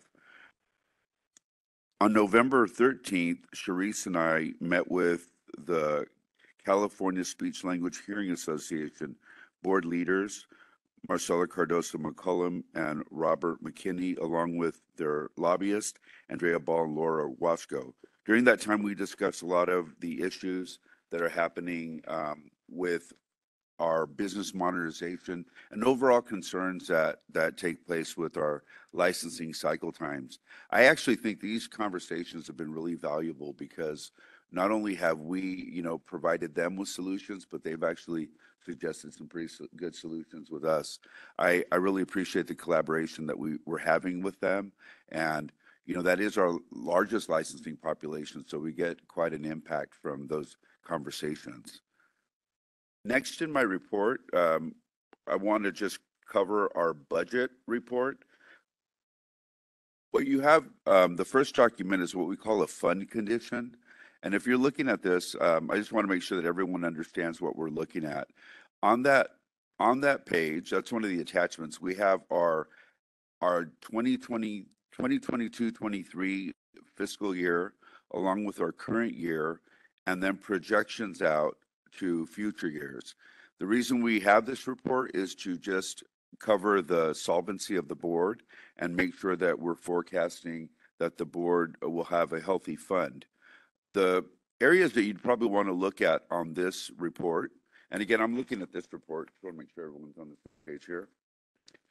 I would look at current year, and where it says total revenues, transfers, and other adjustments, that's where you see the actual money that we are projected to bring in. It's about $3.1 million. Previous year, we brought 2.9 million. So we're roughly bringing in about $3 million a year. Last year, if you go down to totals, expenditure, and expenditure adjustments, a few lines down, you'll see that last year we expended almost 2.5 million, and we're projecting, or we're budgeted to expend 3 million. We don't always spend everything that's budgeted, but that's how much we can spend. And at the very bottom, we have our fund balance. Now, the way that the legislature looks at a fund or determines a healthy fund is the number of months in reserve. And what that means is if the board were to have, to survive without revenue, this is the amount of months we could continue operating. And at this point, we're at 6.7. We're projected at 6.7 at the end of this year. And we're pretty solid for the next few years at about 6 months in reserve. What that number means in comparison to other boards, some boards have statutory limitations on the number of months you can have in reserve. It ranges anywhere from 2 months to 6 months, I would guess. So for us, I think this is a good, healthy place to be. And this goes back to some of our planning and looking at our budget, looking at our fee increases that we've had over the last few years. The next document is the operating expenditure report. It just says budget report. And yes. I'm sorry.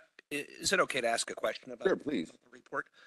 I was looking out at 25 and 26 and looking at the total revenues, and it looks like you've projected a slight decline in the total revenues, and then looking down at the total expenditures, there's actually a significant increase in that.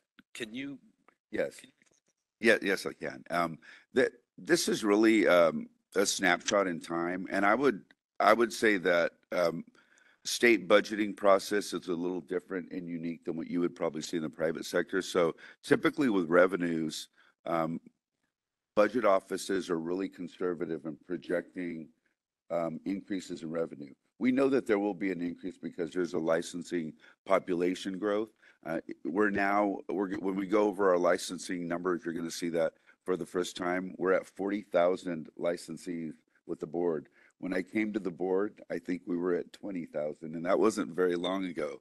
So we know that the revenues will increase, but we are conservative in projecting that. And there's good reason for that because we have had times where we've had a fiscal crisis in the state, or even most recently with the pandemic, where we saw those numbers stay stagnant. Did you want to say? Yeah, I also would just chime in that I think the budget office is also trying to reflect the fact that we have biennial renewals. So the vast majority of our licensees are on the speech side and they have biennial. So we do have years where there's higher renewals and lower renewals and it goes back and forth. So I think they're trying to start put that in, but they do the conservative method of we're going to expect no growth, even though we obviously have growth year over year. So they do the conservative part, but I think they're now trying to, instead of just one number all the way across like they used to do, is do the up down with how our licensee renewals works. Thank you for the clarification. Did you have another question? Okay, thank you. So going back to the budget report itself, the purpose of this report is so that the board could see where we are spending our money and where we're projected to be at the end of the current year. So if I was looking at this, I would look at the last 5 years. The bottom line, you could see the total expenses. So if you were to look at the bottom of fiscal year 2018, 2019, you can see that year we spent almost 2.2 million. And then it continues to be well within that range. Most recently, 2.4 million in the 22-23 year. So we're roughly in that ballpark. This year, we are projected to spend around 2.7 million. The surplus is about 3.4%, and we want to have that cushion for any unexpected events. So right now, this is right where we want to be. This is very early in the budget process. We get our information delayed, unfortunately.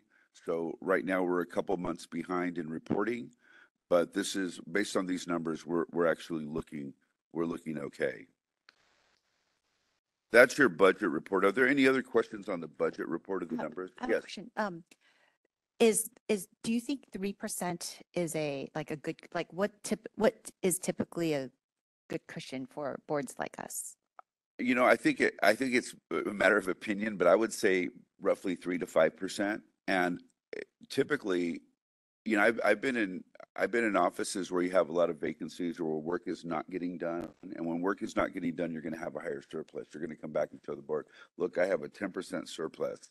But that also balances itself out, means that stuff isn't getting done.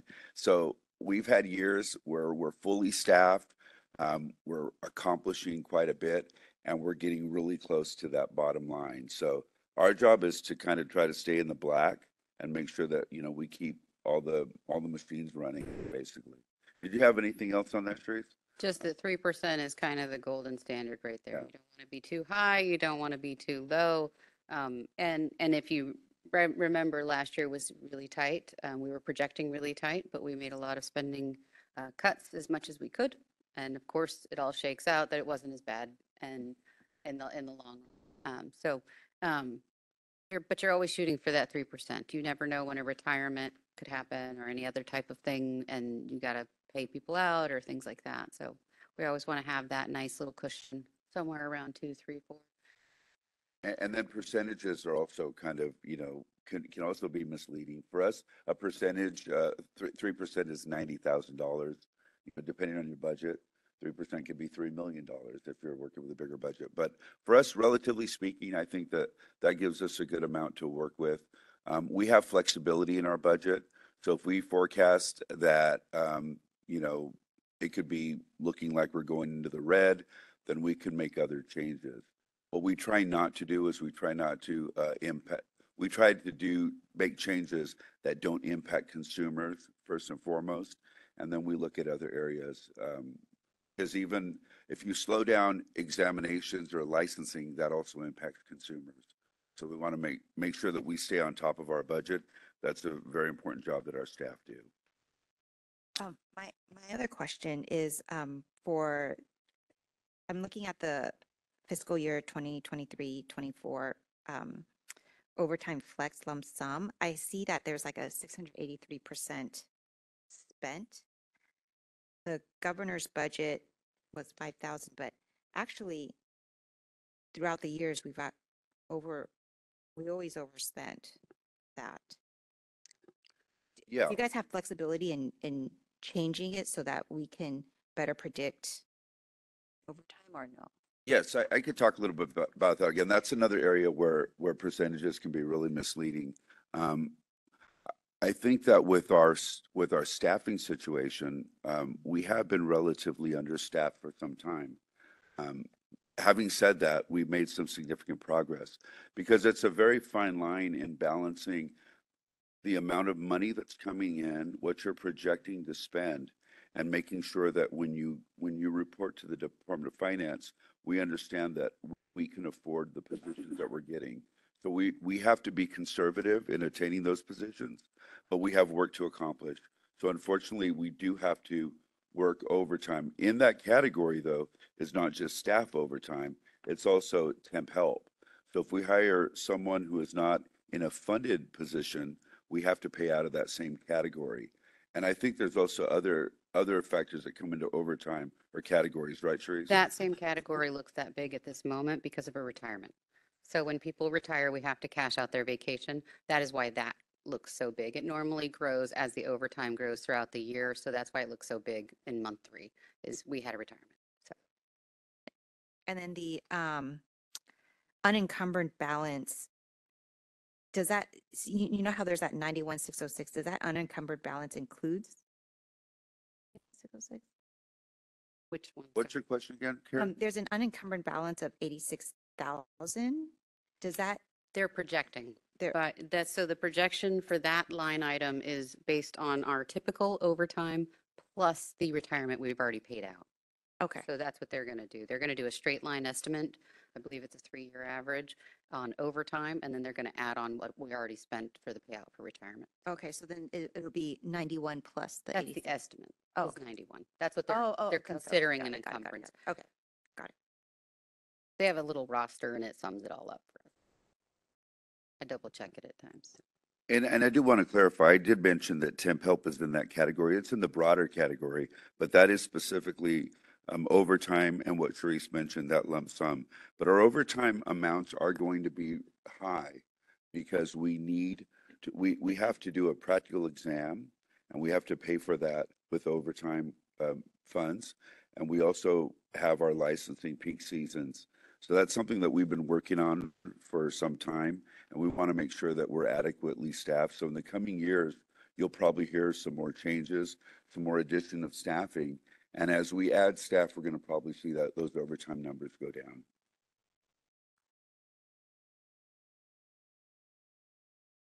Item D there of my report, you see a regulatory regulations table. Just want to mention that there's a lot that goes on in regulations. So right here, I'm just highlighting the regulations packages that we're working on. In agenda item 3, we'll go over more specifically the regulations report, and you'll see the status of specific regulations. But I do want to call out this workload, and I want especially the newer board members to understand everything that is involved here. Sharice Burns, Maria Lorenzo, and I, we meet on a weekly basis. They also meet with our DCA legal counsel. We have a DCA regulations counsel who works with us, Karen Halbo, in addition to our board legal counsel, Michael Knotes. So she works with us on these regulations, and we're making some great progress. In the past year or so, we've been one of the most productive boards in getting these regulatory rulemaking files processed. And you're going to hear some of the progress that we're continuing to make here. The next thing I want to talk about is our licensing report. The last board meeting, I reported to you some of the backlogs and challenges that we have been experiencing. And this is mostly due in part to the business modernization project. So that workload has had to be completed by the same staff that processes licensing applications. So there's a whole, typically in a state project like that, you have temporary help or you have specialists that come in and work with that. We do have those IT specialists, but a lot of the testing and a lot of the work is done in-house by our own staff. Glad to say that we've been able to successfully complete that part of the project, but we have some of the consequences of that in the backlog that we've experienced. Most recently, we're catching up. We're getting back to where we were right about this time last year. And I think that we have cleared most, if not all, of the paper backlog. Is that correct, Sharice? Yes, and we're making significant advances on the online backlog as well. So the addition of the analysts that filled the spot in September from our vacancy in June, so that 3-month spot was pretty tough there during our peak season. We're really seeing a lot of marked progress. And so we hope to see more as we hopefully get another staff member in by the end of the year. But we are already seeing fast improvement with our new staff members so that we now have the 3 licensing analysts working full time. So despite all the licensing workload, the same licensing staff have been able to conduct recently 3 practical examinations. In August 18th and 19th, on September 23rd, and again on November 17th and 18th. So you have summaries of the exams that were conducted in August and September. We had, I think, roughly about close to 70 people during that time, and this is, quite an undertaking. You have all of your examiners that come in. You have all of the applicants along with their subjects. So during that time, we have a busy office, and we're trying to, run that while we're also doing our regular workload. Next in your report, and you also have the statistics for licensing and the statistics for enforcement included.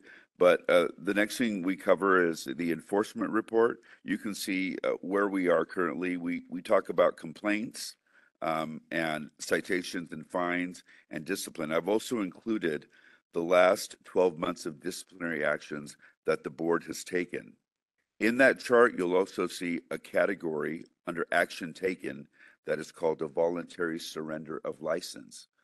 You will see the stipulated settlement. You'll see the board's decisions, but you won't see the voluntary surrender of license. Those come directly to me, and I, as the executive officer, have the authority to accept those. So we want to include that along with the communication that we send out quarterly so that you know the actions that you're taking as a board. Are there any other questions on my report that I could answer at this time from the board members? Of course, these are reports, but for 2024, do you have a calendar for the practical exams? We do. And it will be coming out on the website within the next week or two.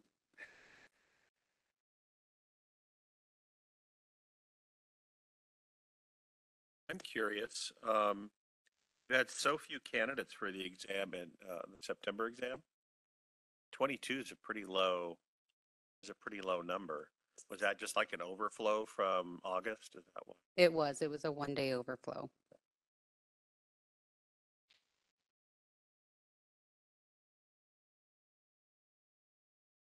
Thank you. Actually, I do have one other quick question about the exam and examiners. What's the status of getting examiners and for that test, and how is that working out? Because I know it's always been an issue, and that's why it's been difficult. Where are we at with that? We do have a wonderful, stable group of examiners, but it is quite often they have to continue to repeat. So I have a few that do every examination and then others that rotate in. So we are trying to expand our pool. So any dispensing audiologists or hearing aid dispensers that might want to be an examiner, there is a form on our website to become engaged in that. And then we can also onboard you. We've, I believe, gotten 1 or 2 new examiners recently, so we are trying to expand and get more people involved. It's a great opportunity. It also provides CE units, and I personally, they have a lot of great professional conversations back there and camaraderie, along with interesting observations about how trainees are doing and the like, based on what they're seeing in some of the exam rooms. So it's a very unique experience to this board, and it's an exciting thing. If you have the time, or even if you can give us just 1 exam a year, we do allow, because we often need more. If you can do 1 day, not 2, that's great. If you can do both days, when we do a 2-day exam, and that's how we've been able to get more candidates in, is the 2-day exams. We'll take whatever we can get. So.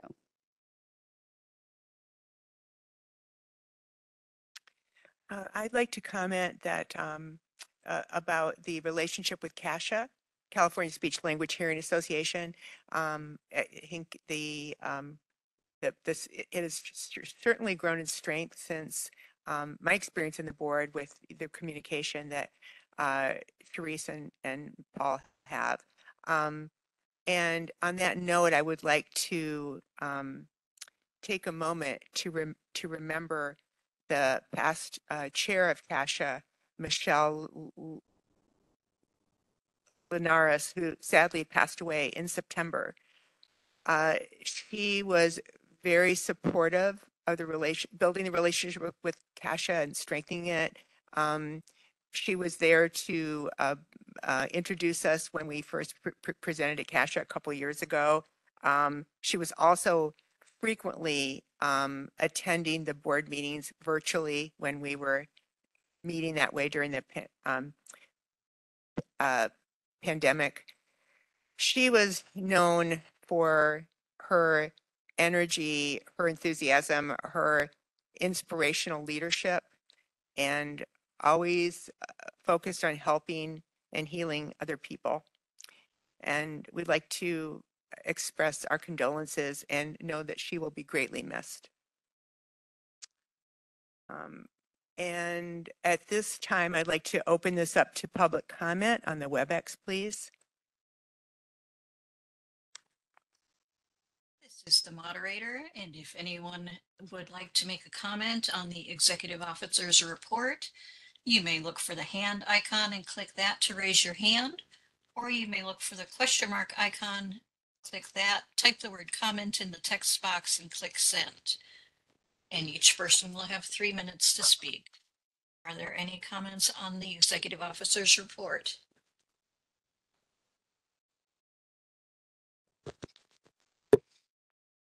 I do not see any requests for comment. Shall I close that public comment feature? Yes, thank you. You're welcome. We will now continue on to agenda item number 10, the legislative report, update, review, and possible action on proposed legislation. I would like to ask Maria Lorenzo and Sharice Burns to provide this report. Thank you. Thank you, Ms. Kaiser. The first item on the report is the legislative calendar and deadlines. It is the first year of the 2-year session. So the legislator ended their session in September. They'll return in for the second year on January 3rd, 2024. The next item is the board sponsor legislation, SB 887. This bill was approved by the governor. This bill makes numerous technical clarifying changes to various practice acts. In particular, for the Board Practice Act, it will replace gender pronouns with general neutral pronouns or nouns. The board took a support position. The next item is the bills with active positions taken by the board. AB 381 regarding teachers credentialing with a specialization in health. This bill failed to meet the House of Origin deadline, so it's currently in the Assembly Appropriations Committee and may be acted upon January 2024. This bill will delete provisions specifying that services as an occupational therapist or physical therapist are not health services and authorize the Commission of Teacher Credentialing to issue health services credentials to those professions. Current laws specify that services as an occupational therapist, a physical therapist, or an audiometrist are not health services for the purpose of a health service credential. The board took a neutral if amended position. SB 372 regarding name and gender changes. This bill was approved by the governor. This bill would require the board to update a licensee's or registrant's license and any reference to their name or gender displayed on the internet if the board receives from the licensee or registrant government issued documentation demonstrating that their legal name or gender has been changed. The bill would also require the board to post an online statement and direct the public to contact the board for more information if there are enforcement records online referencing their former name or gender name. The board took a support position on this item. The next item is SB 544 regarding the Bagley-Kane Open Meeting Act. The bill was approved by the governor. It provides the board an alternative sets of provision to hold a meeting by teleconference. The alternative provision would require a majority of the board members to be physically present at the same teleconference location and permit additional board members in excess of majority to participate from a remote location that is not accessible to the public, nor would it require disclosure on the notice and agenda. There are additional conditions to this remote location. There is also an an effective date, a sunset period. So it would only become, it will remain effective until January 1st, 2026. This bill also has an alternative provision for advisory bodies to hold a teleconference meeting. The alternative would require at least one staff to be present at the primary physical meeting location during the meeting and permit board members to participate from a remote location that is not accessible to the public, nor would it require disclosure on the notice.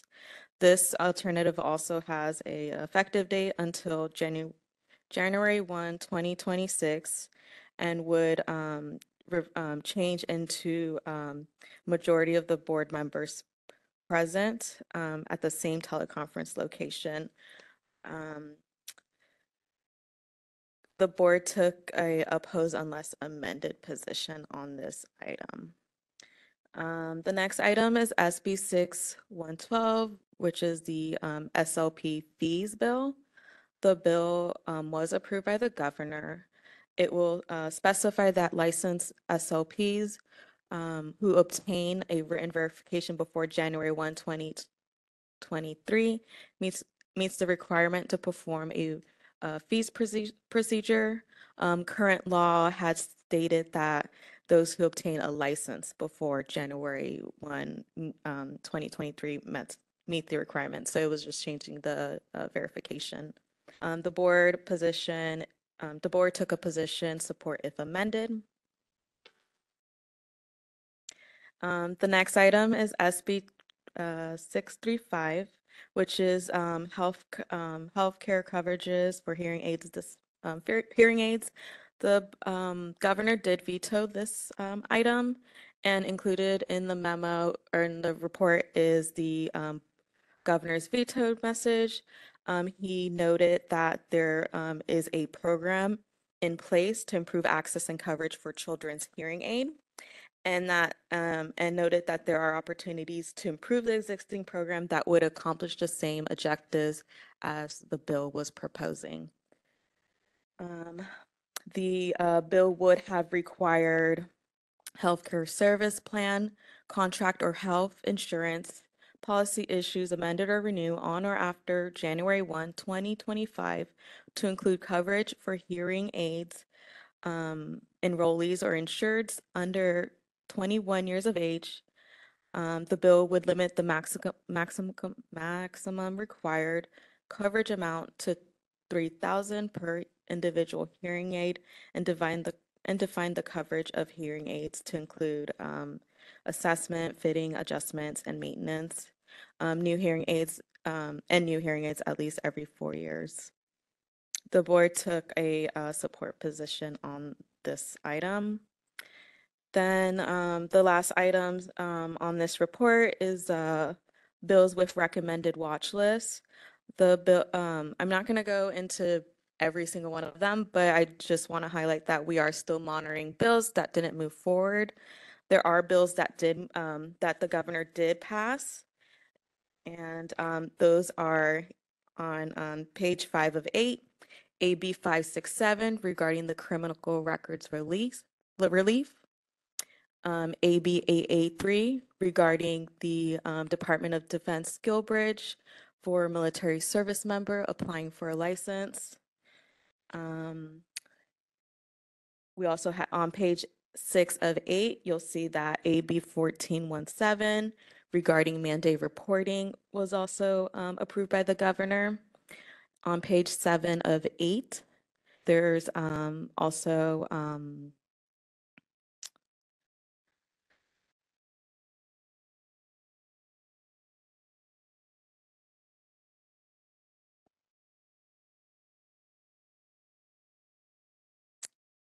there's requirements for licensing.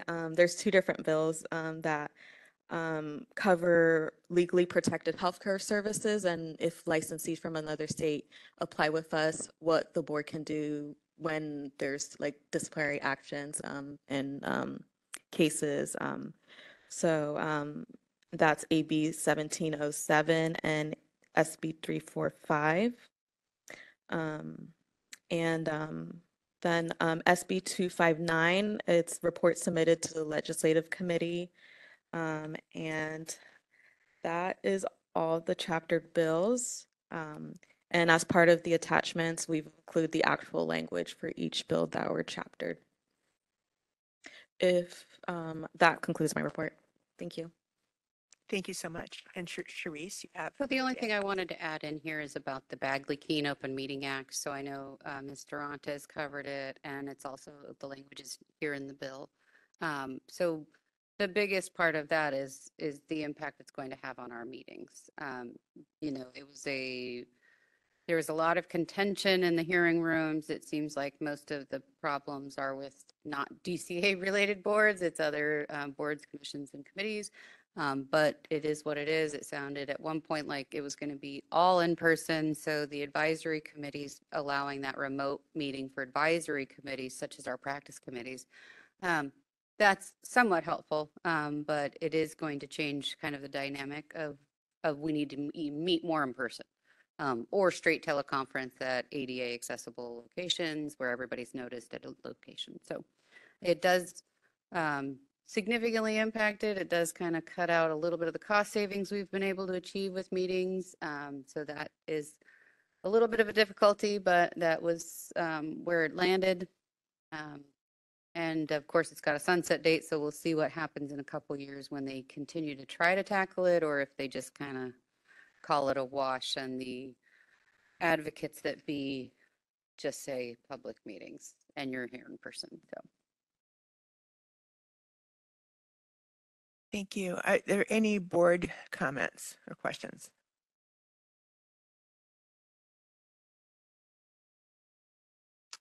I have one. You mentioned the advisory committees and teleconference. Do you think that would be something that would be considered in our case where we would separate perhaps the practice committee meetings so they wouldn't occur on the same day as the board meeting?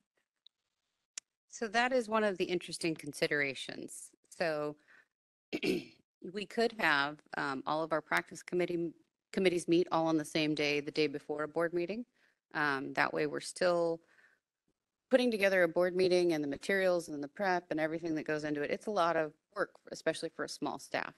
So we try to consolidate it and provide, they're spread out throughout the year so that we have the right amount of time in between. We can always take enforcement actions if needed. We can provide you updates throughout the year. We try to balance all these things. Having been at a board that used to do committee meetings completely separate from board meetings, you'd end up having a meeting per month.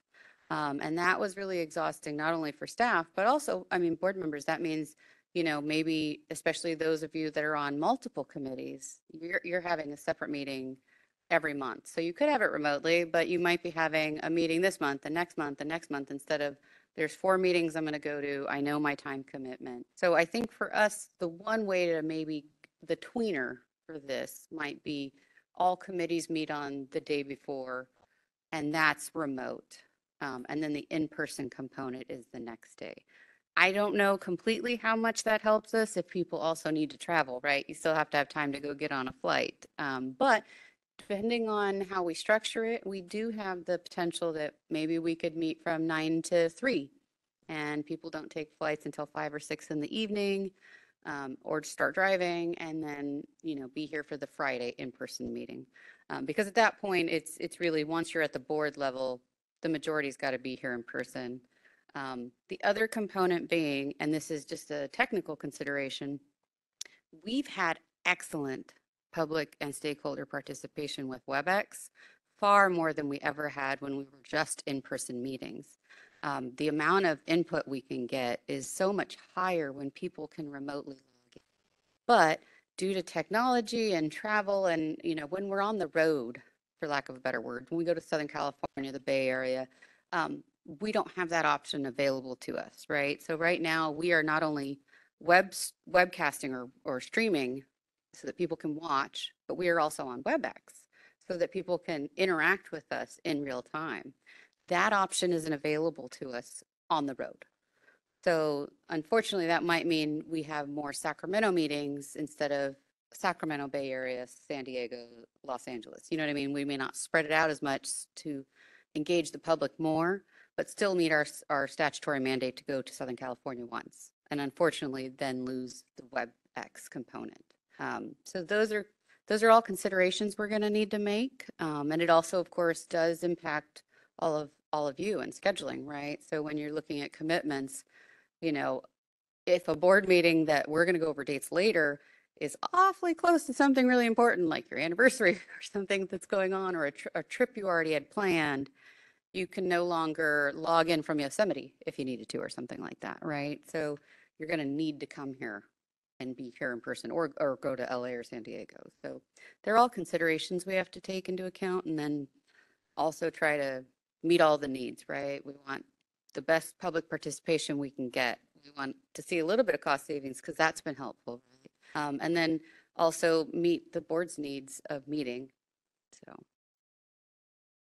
Thank you. Actually, one more question, even though I'm not going to be here for other board meetings, but does it always have to be on Thursday, Friday? So let's say it becomes a one-day board meeting. Could that be, let's say, Thursday? Because I'm also thinking of the travel issues for people coming back on a Friday evening. It's difficult. That is also the option. Some other boards do that. I've been in boards where Thursday, Friday was kind of the even pick of like whose clinic days get messed with. So it was a little bit of yours, a little bit of mine, and that makes everybody okay and happy. So it just depends. Those are also options. I would not recommend Monday board meetings. So it does not give us time if there's something that urgently needs to happen. It doesn't give us Monday or the days preceding to take care of it. So that would be my only caveat is please no Monday meetings, because it cuts off a lot of different things, and then it backdates even further when things need to be accomplished before we can meet. So Any other board discussion? Yes, I have a question. So there is an alternative set of provisions that is mentioned on here that hasn't really been discussed, that where you can have at least one staff to be present at the primary physical meeting location and permit the board members to participate from a remote location that's not accessible to the public. So is that something that we could also consider as well? Because I'm sensing that you're going more towards the in-person, but there is another. That's only for advisory committees. So that does not work for the board. So that can work for our practice committees, the hearing aid dispensing committee. That can work for the committees because they're advisory bodies to this board. The committees never take a position that doesn't then say, I recommend this to the board for consideration. You guys don't take your own particular action and then it goes past the board and bypasses the board. So you're an advisory committee body. So that's available for the committee. So that is one thing that we could consider is pack all the committees always on Thursday, do that part remote, and then have one-day meetings because that is less travel. If you're trying to fly in that morning, it could get a little rough depending where you're coming from, but that always does leave us that option. So these are things to think about throughout the days. We're kind of imagining what next year looks like. Maybe that's one way to at least take advantage of that little bit of flexibility that we were hoping was going to be for full board meetings and use that at least for advisory committees. No worries. I had to have it explained by legal and they had like numbers and I was like, cool.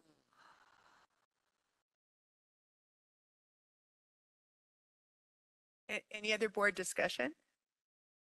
And not seeing any public members to make comments here, I'd like to open it up on, so with the moderator, please open up WebEx. Certainly. If anyone would like to make a comment on the legislative report or the discussion, you may raise your hand by clicking on the hand icon, or you may look for the question mark icon, click that, type the word comment, and click send. Each speaker will have 3 minutes to speak. Are there any comments on the legislative report or discussion?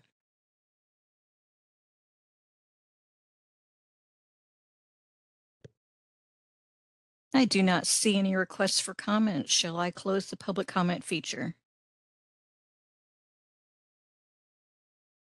Thank you very much. You're welcome.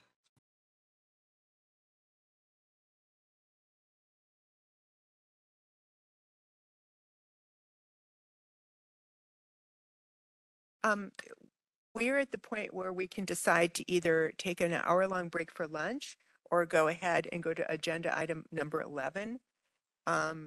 So would you like to continue on with agenda item 11 now? Or sorry, I'm so sorry, 13. Number 13. Oh, it is No, 11. it's 11, Okay. right? Yeah. Number 11, or, You could do 11 and 12 if you'd like, and that would round us off. okay, 11 and 12. I'd be for that, sure. You guys We are can do all that right next, to if we can continue? do it in 30 minutes, then. Okay. Yeah. Okay, let's continue then. We will move to item 11, discussion and possible action to adopt a legislative proposal for an omnibus bill to amend Business and Professions Code, BPC sections 2538.3, 2538.10, 2538.25, 2538.27, and 2539.1. And I would like to ask Ms. Lorenzo to provide this report. Thank you, Ms. Kaiser. The Senate Business Professions and Economic Development Committee intends to introduce a technical, non-substantive committee bill during the 2024 legislative year, which will revise provisions of the Business and Professions Code. The board can submit a proposal for consideration of any statutory changes to the board's Practice Act that are non-controversial, non-substantive, and are intended to clarify, update, or strengthen existing law. Board staff recommends the board to submit a proposal, which is found in the attachment. And the changes would make changes to in the SLIPA section to specify science as an associate degree program. And then in the hearing aid dispensers sections, correct a couple of nouns that are possessive into just a non-possessive. We do recommend that the board reviews the proposal and determine whether or not to approve it. So just as a reminder, every year the Senate does an omnibus bill where it does a bunch of cleanup measures. So it's really kind of a cleanup technical. And so when we can add in any cleanup, we try to take a note and bring it to you each fall and put it in. So all the changes are on page 1 to 3 of the report. Is that correct? 1 to 3 of the attachment. Yeah, Okay. they'll either be underlined or stricken out. There's either a Would you like to present those? And yeah, like I said, the first section is the SLIPA, under the SLIPA sections, which is just to clarify that when talking about associate program, it can be not, in addition to arts, it could be science. That's something that we just can't, that's determined by the schools. So it should, is an acceptable form. And then for the hearing aid dispensers, like I mentioned, there's some words that are plural that we don't think should, or that are possessive that we don't think should be possessive. So it's just grammatical, anytime when we're looking at laws, when working with regulations, we might see these grammatical issues that could be cleaned up in a bill like this. For other issues or changes, we do have a list that we'll keep for the sunset since there are, substantive changes. So. okay, thank you. Any board discussion on those changes?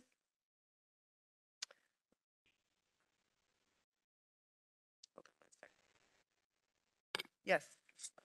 Under on page 1, under A, regarding advertise, would it be of consideration to add something regarding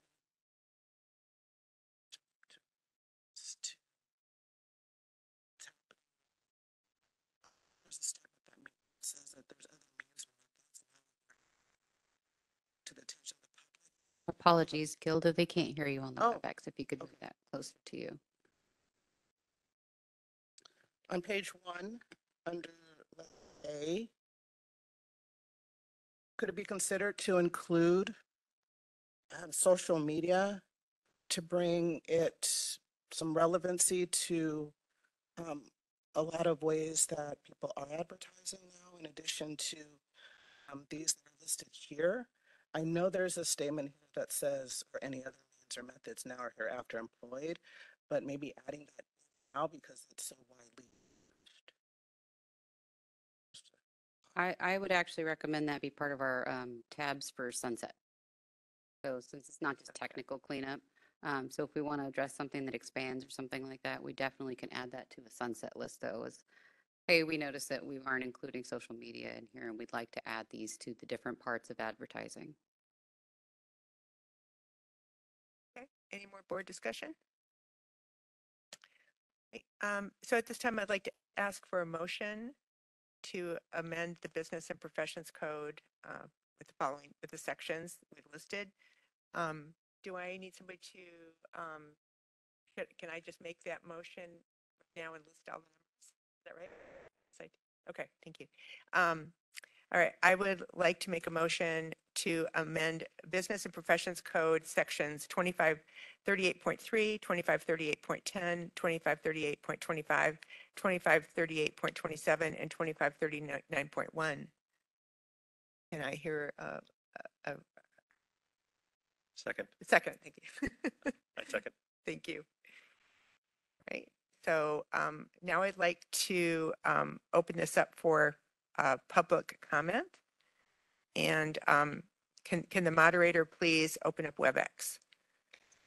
Certainly. So if anyone has any comments on the omnibus bill language, you may look for the hand icon and click that to raise your hand, or you can look for the question mark icon, click that, type the word comment and click send. Each speaker will have 3 minutes with a 30-second warning. Any comments on the omnibus bill presented?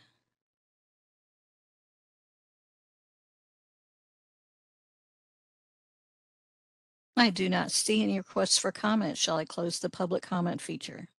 Yes, thank you. You're welcome. Okay, so we can move to a vote. And Therese, can you please call the roll for that? Absolutely. Holly Kaiser, Aye. Todd Borges, Aye. Karen Chang, Aye. John Danduran, Aye. Gilda Dominguez, Aye. Charles Sanders, Aye. Tulio Valdez, Amy White. Aye. Motion carries. Okay, thank you. We will move on to agenda item number 12. The legislative items for future meeting. Let's see.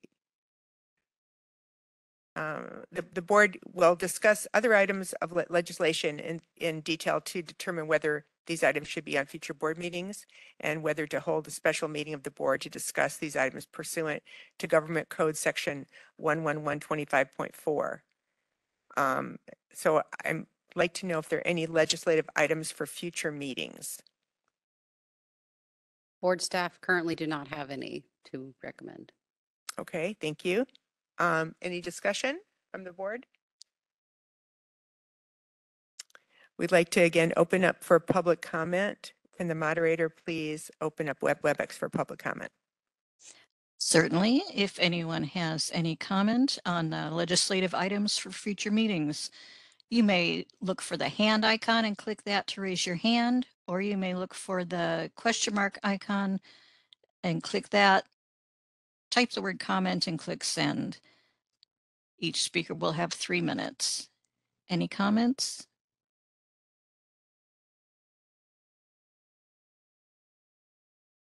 I do not see any requests for comment. Shall I close that feature? Yes, thank you very much. You're welcome. So at this time, I believe we will now break for a lunch for 1 hour. So we would reconvene, would you say?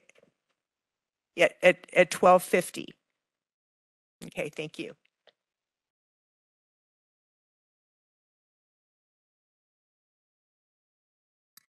Hello, everyone. I'd like to call our meeting back to order. We are going to begin with agenda item 13, the regulatory report, update, review, and possible action on board regulation packages.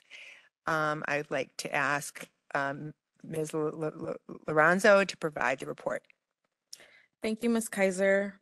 The first item on the report is the SLIPA program and academics requirements. The Office of Administrative Law approved these proposed regulations, and so they did become effective on October 1st, 2023.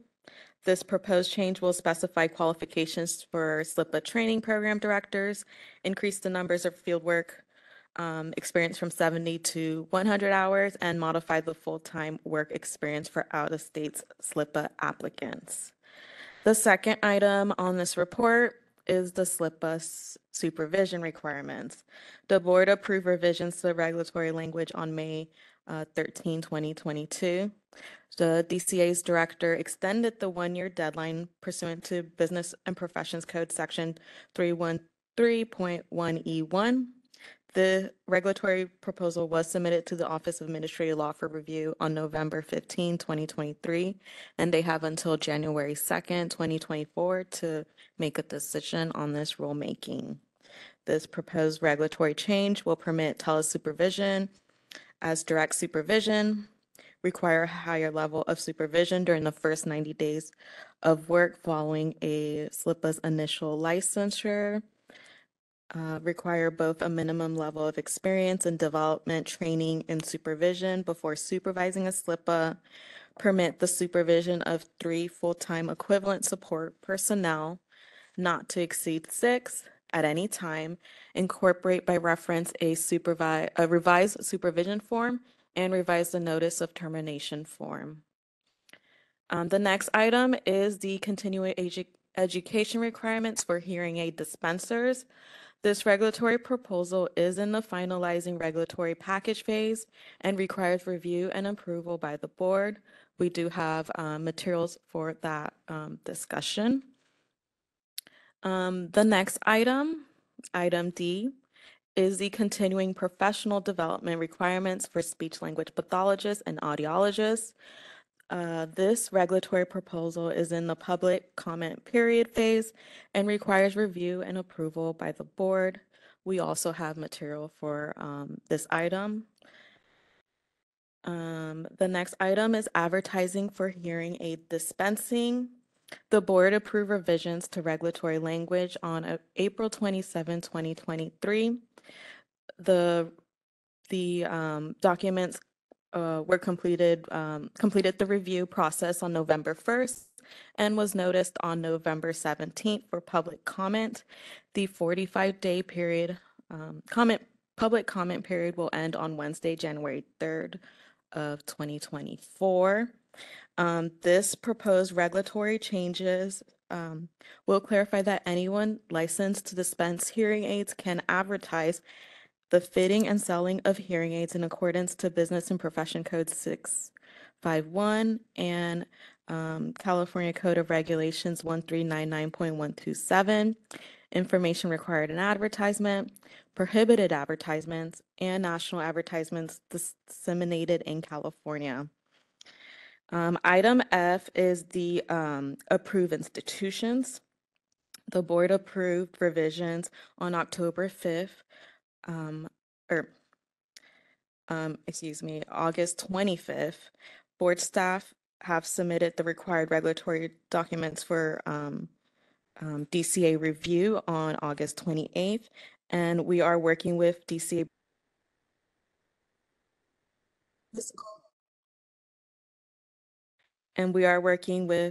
Budget's Office to develop the economic and fiscal impact statement. The next item on the report, the approved institutions proposed regulatory changes will permit the board to review and/or approve accrediting bodies who wish to provide accreditation to programs where individuals can complete their academic and clinical requirements for licensure in the practice of speech language. Next item is G. Hearing aid dispensers training and temporary licensee supervision. The board approved revisions to the proposed regulatory changes on August 25th. Board staff completed the required documents and submitted them for DCA review on September 5th. And we are working with DCA Budget's office to develop the economic and fiscal impact statement. The proposed regulatory changes will clarify that supervision is required for entire duration of the trainee and temporary license, specify different levels of supervision, require a higher level of supervision during the first 90 days, specify task and knowledge supervisor must provide to trainees, require supervisors to complete a training and supervision, specify criteria to request a waiver to supervise to supervise more than one trainee or temporary license holder, make requirements applicable to all temporary license type who require supervision, and make requirements applicable to all license type who can supervise. The next item, item H, is fingerprinting requirements. The board approved revisions to the proposed regulatory language on May 13th, 2022. Board staff submitted the required documents to DCA for review on August 31, 2022, and we are working with DCA budgets to develop the economic and fiscal impact statement. The proposed regulatory change will require licensees who were initially licensed prior to January 1, 1999, or for whom an electronic fingerprint record does not exist to be fingerprinted as a condition of renewal. The next item is general application requirements and hearing aid dispensers and dispensing audiology examination requirements. This regulatory proposal is in the preparing regulatory package phase and requires review and approval by the board. We do have material for this item.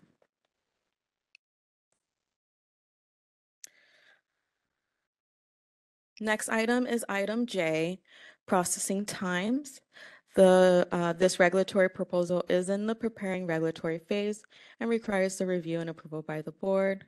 We also have materials for this item. And last, we have the audiology licensing requirements related to supervised clinical experience.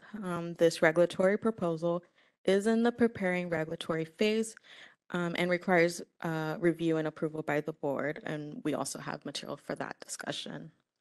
And attached to this report is the stages of regulatory process, which details what each of those squares, the stages of of each of where the packages are at in detail.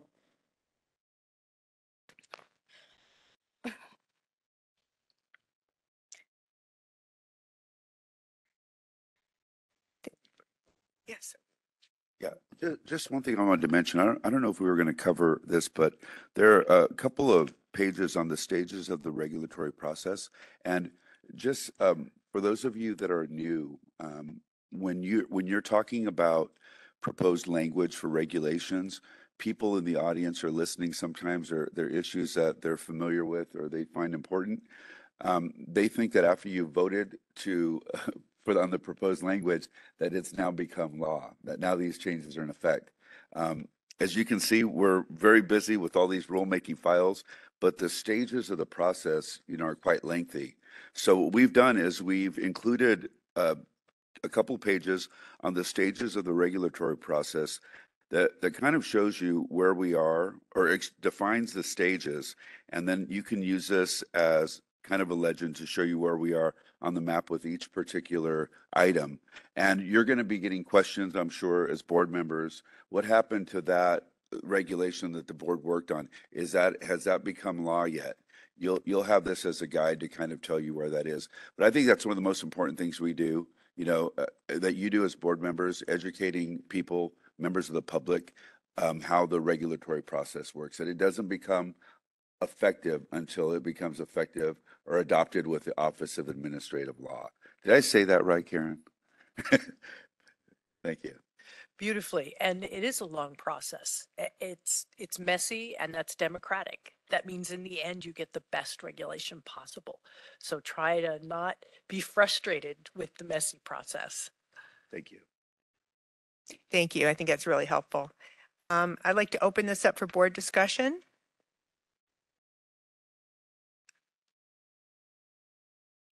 Seeing no comments, I'd like to open it up on WebEx, please, for public comment.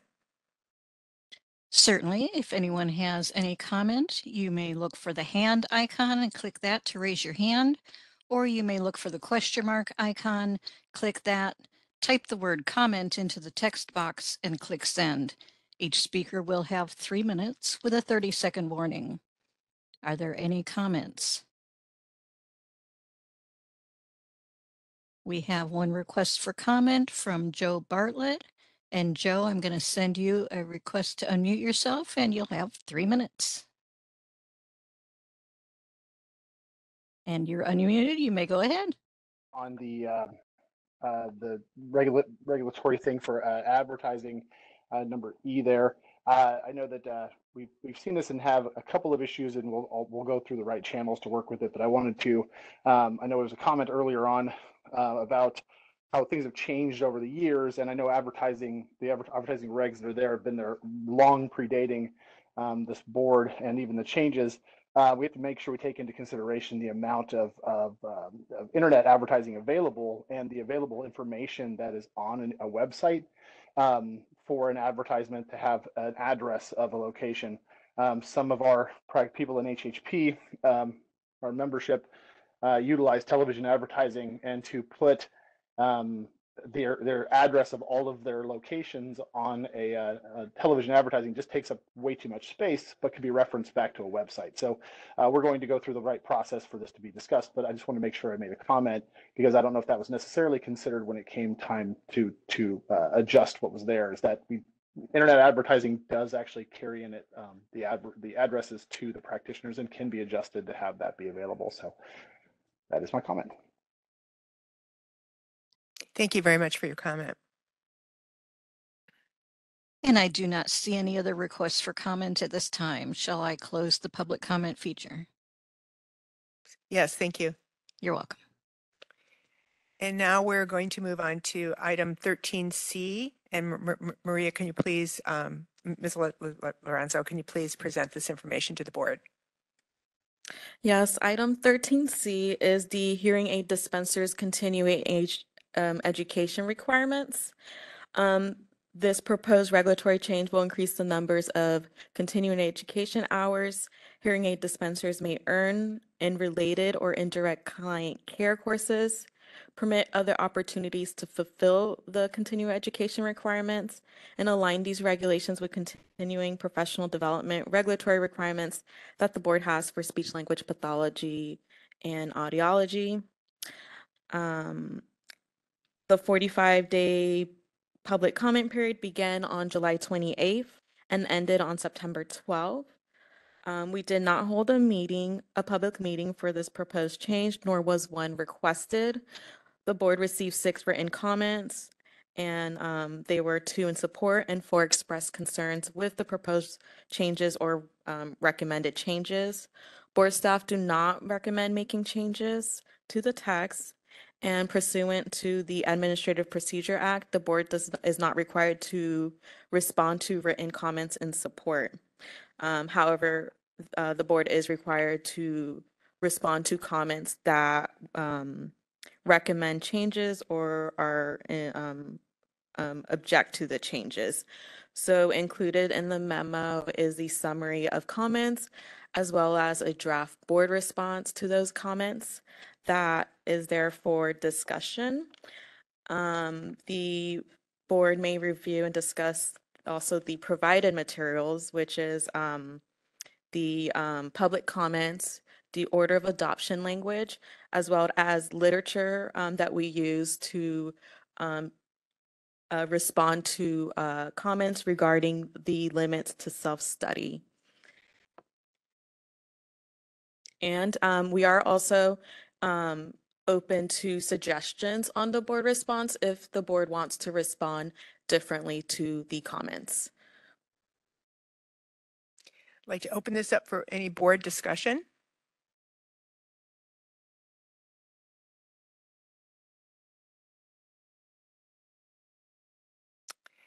Seeing none, I'd like to open this up to public comment through, with the moderator, please open up WebEx. Certainly. And if anyone has any public comment on the above, you may look for the hand icon, click that to raise your hand, or look for the question mark icon, click that, type the word comment into the text box and click send. Each speaker will have 3 minutes. Any comments?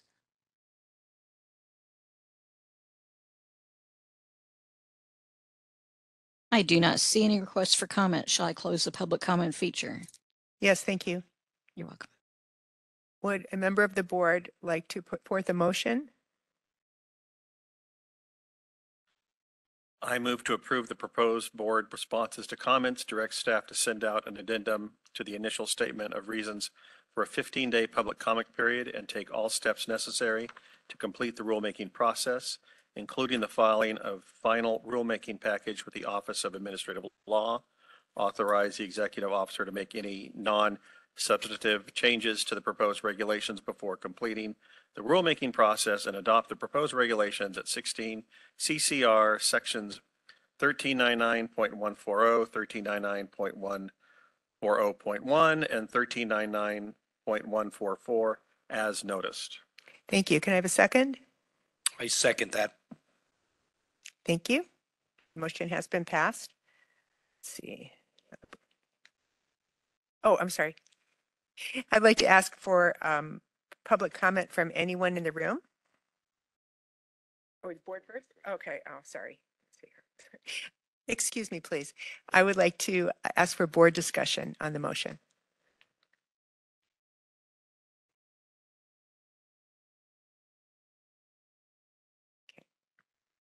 See none, I'd like to open this back up to the public. Can the moderator please open up WebEx? Certainly, if anyone would like to make a comment on the motion, you may look for the hand icon and click that to raise your hand, or look for the question mark icon, click that, type the word comment and click send. Each speaker will have 3 minutes. Are there any comments on the motion?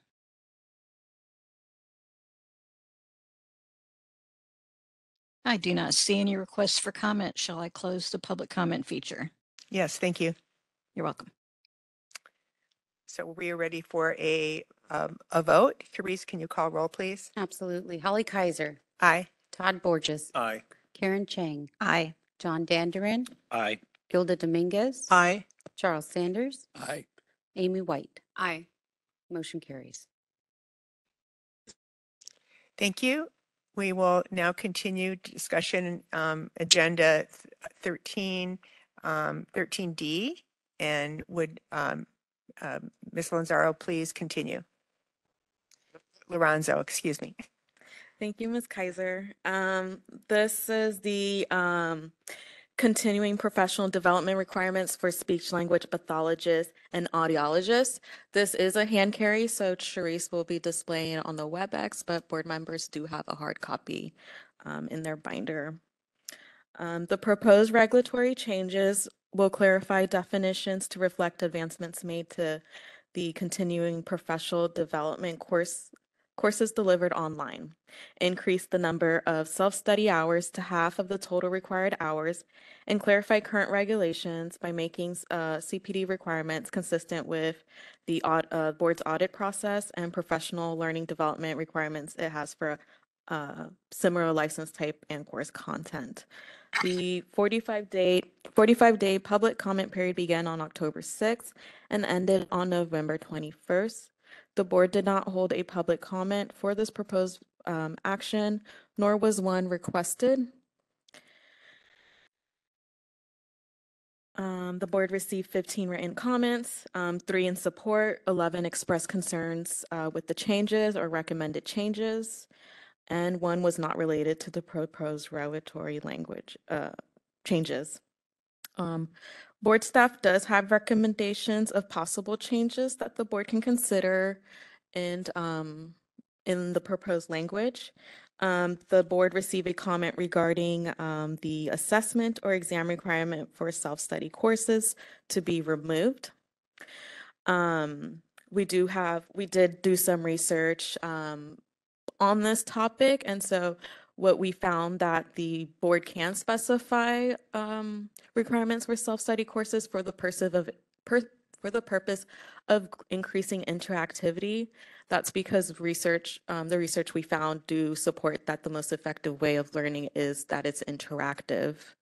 An evaluation on for this type of learning is probably the most suitable method to ensure that interaction, just because the courses for self-study do not have course participants participating with the instructor.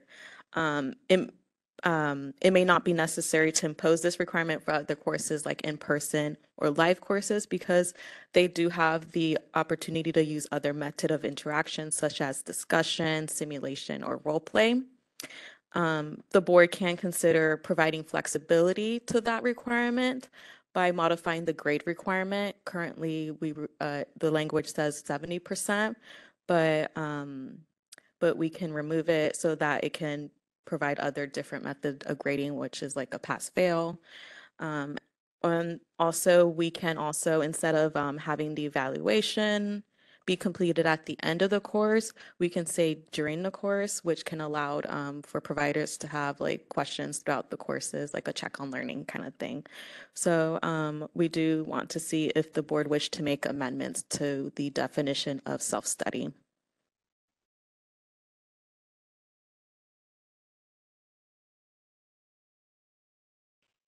I'd like to open this up for board discussion, please. So one of the things you're talking about is changing the grading. So instead of doing a minimum 70%, potentially go to a pass-fail. We would remove that language so that the course provider determines what a completed course evaluation is. So we basically leave it up to the provider to determine what a pass is, or whether they do pass-fail or percentage. Yes, I could do, yeah, because there's the pass-fail percentage, there's gray letters, satisfactory, unsatisfactory. So depending on also the evaluation they'll use, it could be multiple choice, true, false, short answer, or essay. It could, kind of vary. So we're basically going to allow them leeway to how they want to judge that. That's correct. Yeah, they'll determine how to evaluate or what a successful completion of the evaluation is. And the evaluation, of course, is to ensure that learning and learning outcomes are being met. So under the requiring evaluation feedback section, I just want to clarify that there is some type of documentation that the learner responds to regarding the objectives that have been presented on the agenda or with the course outliner or whatnot. To me, it feels like the evaluation feedback is addressing, that they like the way the information was presented, any suggestions that they may provide for enhancing the presentation. But I think the evaluation should address also the learner objectives. That is definitely the preference. We definitely don't want smile sheets from your CE, right? Was the room temperature good in the room? Did you like the refreshments in the back? I hate whatever hotel. Yeah, I mean, the chairs were uncomfortable. I used to work in some of this, and that sometimes is all you would get. Moving to something that is checking on, was there learning? What could have made the learning better? And then what did you learn and what wasn't clear? Those kind of actual course evaluations, those are the kind of helpful ones that hopefully this will lead to. But giving them the leeway to figure out how they want to do that.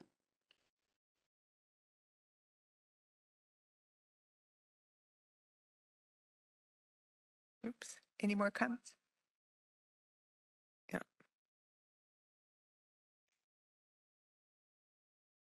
I was just wondering whether in a situation where someone does an assessment, which I've done before for these, self-study courses, if somebody didn't pass, they are there opportunities for them to retake that? I'm just trying to think if that was one of the criteria that we end up using. That would be it would be the CPD provider who determines that. Because I think it's a good idea too to check the learning. I think I'd want to know as the person taking the course that I've received that information.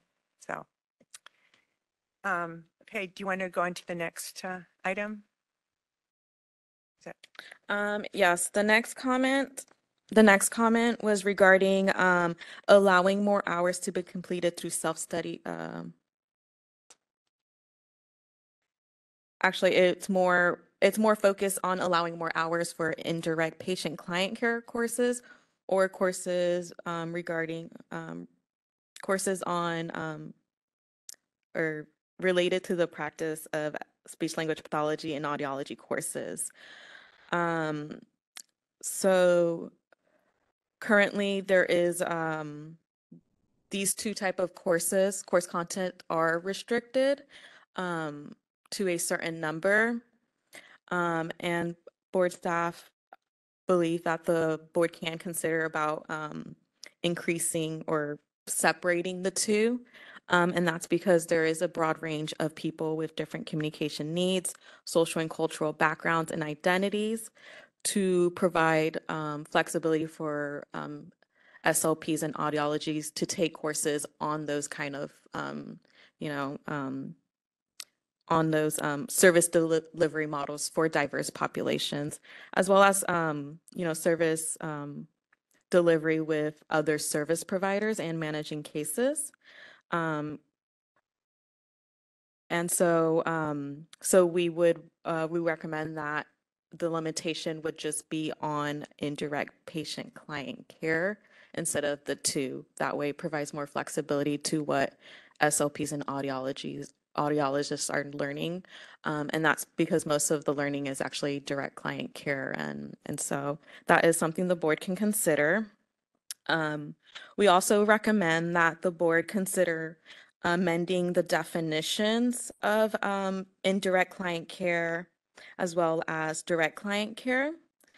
In the definition of indirect client care, there's language that says technological applications related to assessment and diagnosis of intervention.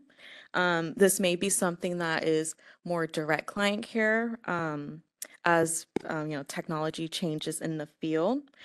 So the board can consider removing that and putting it into the definition of the direct client care. And it could, if it does have concern with like when it comes to technology, especially when if it's coming from a specific manufacturer or companies, the board can also include the caveat that was proposed for the hearing aid equipment, which is it can't be on the marketing and launching and demonstrating of such technology or instruments. So that's kind of what we're recommending to increase different type of course content that, especially you know, SLPs and audiologists who have been in the field for a long time, they might find it just beneficial to have that knowledge in working with diverse population. Thank you. Any board discussion on this point?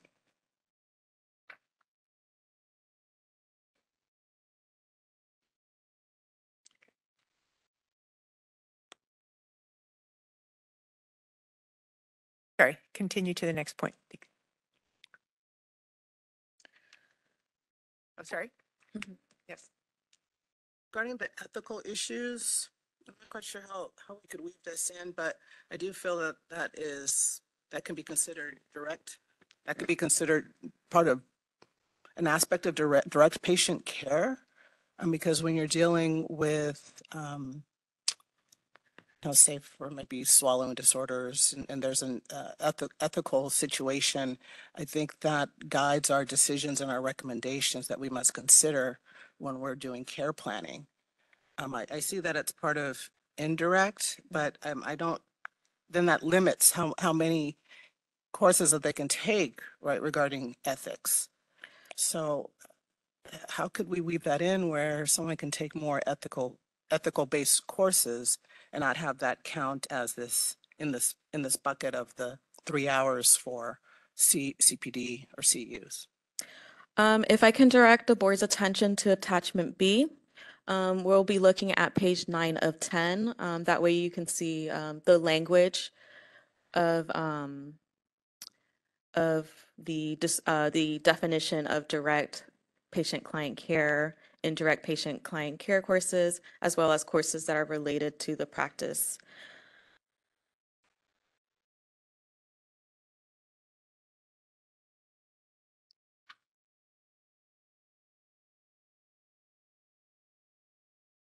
It'll be the second tab, second cardstock. And that's page 9 of 10. Yes, that's correct. Page 9 of 10. And I'll have a lot of highlighted yellow.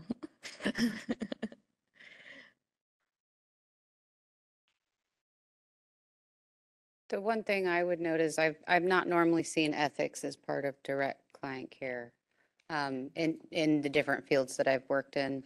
And I don't think it's bad to ever weave ethics into any conversation about direct client care, but I think it's usually more, at least what I've seen, because we used to do a lot of CE audits at my last board. It would be an actual course on ethics, or it's mostly just on the ethics, and it's not about the direct client care part. It's more higher level theory rather than here's a direct client care issue, and then, oh, let's also talk about the ethics. So. In the speech pathologists that are members of ASHA and further Cs have to take an ethics course. It's required. So it does come up a lot as courses that are offered, people are seeking out. And it's woven into the direct patient care and how you need to make sure you're considering the ethical issues when doing direct care. I mean, yes, we can keep that as is, but just knowing that we have to have a requirement of taking ethics-based courses to maintain certification, for example. How many hours for ethics do they require? I would have to look that up. I think it's 4. I don't want to misspeak, so. Yeah, I don't know. Normally, it's something we just take, and I don't remember. Sorry. I mean, it looks like we're going to be making amendments, so. Yeah. The question might also be is what percentage, the question always is, if it's in indirect care and you allow too much indirect care, are you allowing too much on the other stuff, which is, record keeping, office management, the rest of it? So it kind of can go either way. And knowing that the regs are for speech pathologists, but also for audiologists. So, I mean, non-dispensing ones. Right, Something that occurs to me is I know courses that have counted for ethics would have probably be deemed as direct client care too. I find that often is the case because I've been to courses, say they're talking about working with accent reduction therapy, and that's an example, and the ethics, and it all still talks about the therapy and the client and all the things you consider. So I just think it does get kind of fuzzy, It does. Oftentimes they advertise the course. They do put on there, is it direct, indirect, is it ethics only? Usually those are part of the descriptors they'll use. I just don't know how ASHA and others are doing it.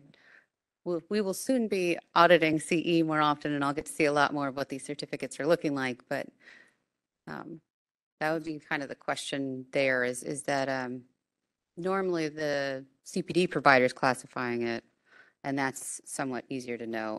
We do get into the nitty gritty when an analyst is looking at CE and they're like, oh, I don't know about that. Like I've had to say, well, I'm sorry, you need to tell me how this applies to psychological care when it's about ankle fractures, because it was a course on some ankle fractures and something. It was pain management and the psyche, but by the title alone, you couldn't tell that this had anything to do with anything. So there are those moments where we have to parse it out on the staff wise of what counts for what.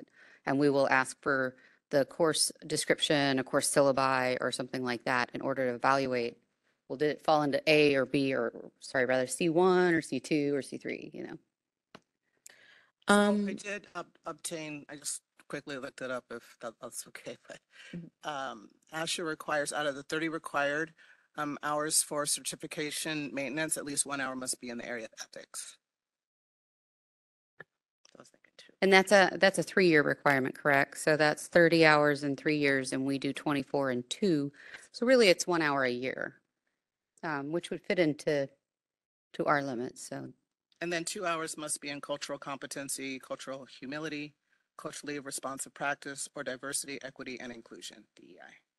And that we have as something we think we should be adding to the courses that are related to the practice of speech pathology, speech language pathology and audiology. So, and then I believe in maybe a question or two, we're going to talk about how that limit should change.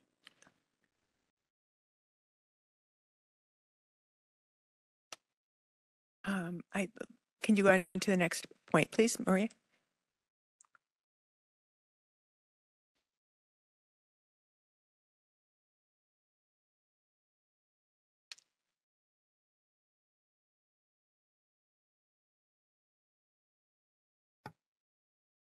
So we do have items that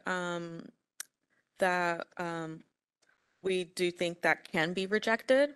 And we received 7 comments regarding the board allowing more or all hours to be completed as self-study courses. And so there's a list of various rationale as to why. Many of them were identified in the initial statement of reasons, such as accessibility, time, travel, costs. There are other new items that were addressed, such as people learning better online. And so we did do some research. Though other licensing boards and professional organizations use self-study courses as the main method for continual learning, there just doesn't seem to be a consensus that self-study is the best method. Therefore, the board can continue to limit the number of hours that can be completed until it's convinced. And that the board is proposing to increase the numbers of self-study hours, but as well as clarifying the definition of courses delivered online that is considered self-study hour, which should allow licensees to attend live events online. So there is no, there's a possibility to complete live courses, but through online option. And we also did research on, when it comes, the benefit of having to interact with other licensees and professionals. One of the research we did found was that those who practice alone or do not engage, interact with other licensees or professionals could run the risk of being less aware of current practices. And is a situation that can endanger health, welfare, and safety of the public. Live courses provide that opportunity for licensees to connect with other licensees. And so it's just, promoting competency as well as professional isolation. There was a comment that did note that various neurotypes can benefit, or we found research about various neurotypes that can actually benefit from interacting with licensees, because there was a public comment saying that, for the increase of hours because of various, different way of learning, essentially.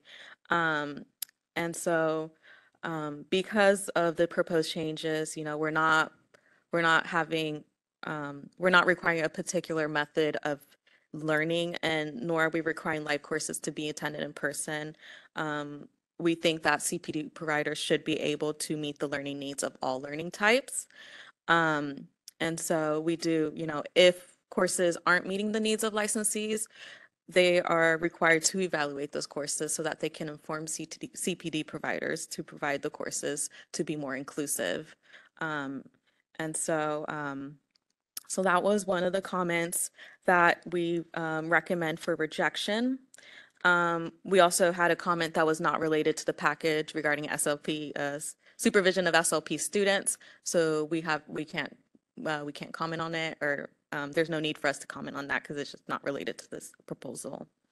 And then we also have, we received comments regarding redefining the definition of CPD courses to include definitions such as group courses, hybrid courses.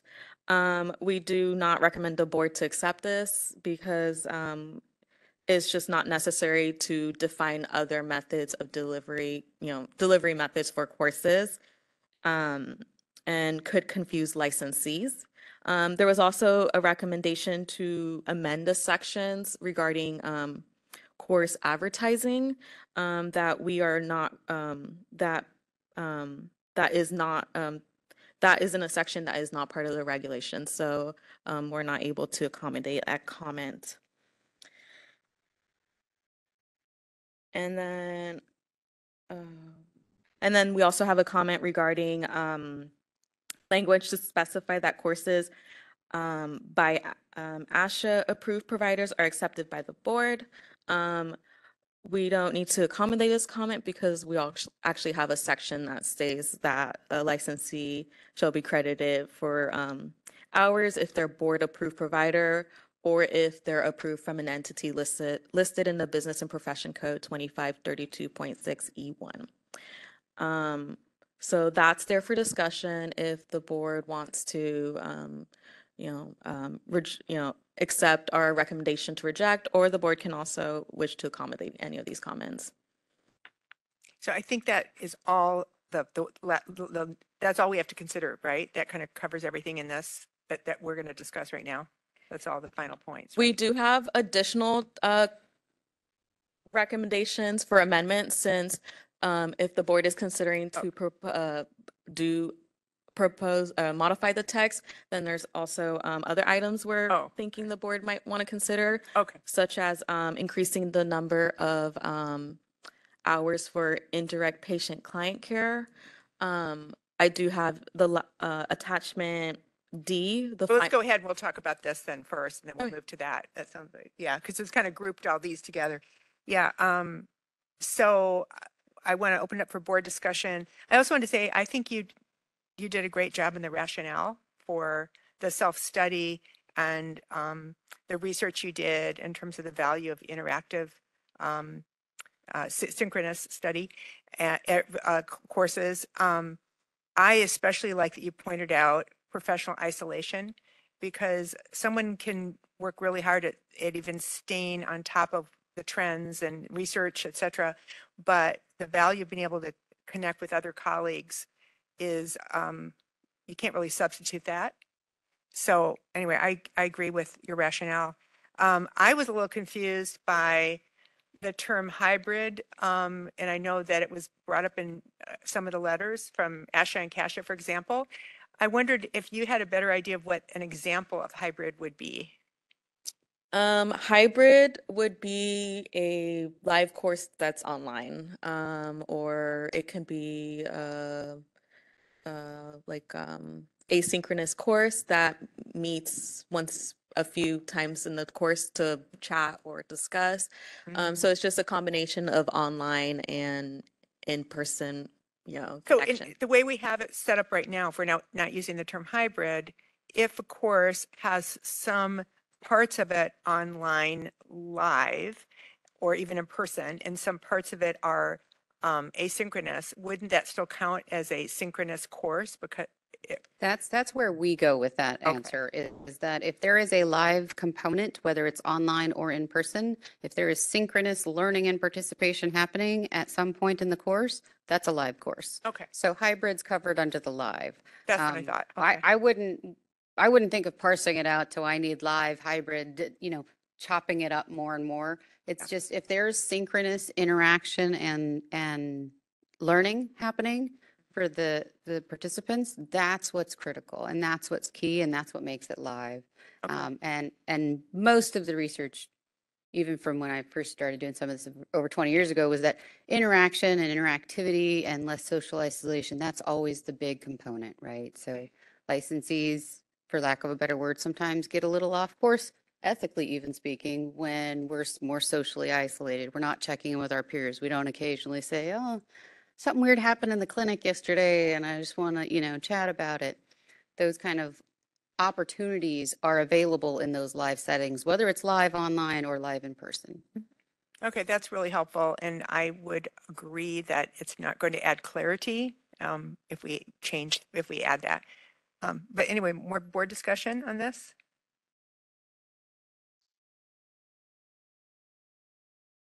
Suggested change regarding increasing or allowing 25% for the indirect patient client. I can accept that. Like, I'm good with accepting that amendment if that's what is being posed right now too. Cover it. Yeah, so the last piece of group of discussion is additional amendments that the board can entertain. And so one of them is to consider increasing the number of hour for indirect. As I have created a chart so that you can compare to what's currently what we're proposing and then what the suggestion change would do. It would increase the hours in some of the categories by 1 or 2 hours. And essentially, that's because currently there's some hours that are like half an hour. And according to like our definition of self-study courses, it's supposed to be 60 hours. So there might be a possibility someone completes 1 hour and then they've got the half an hour and may want to do another course on such topic. So that is something that the board can consider if it wished to do that. And so we do have a table so that you can kind of see what the change we're looking at.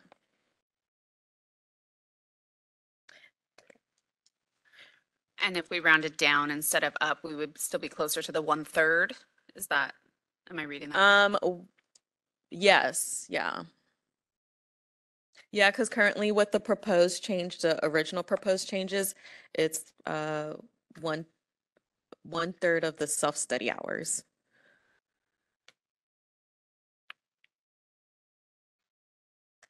Any further discussion? Would it just be feasible to just add their contact hours together instead of rounding up?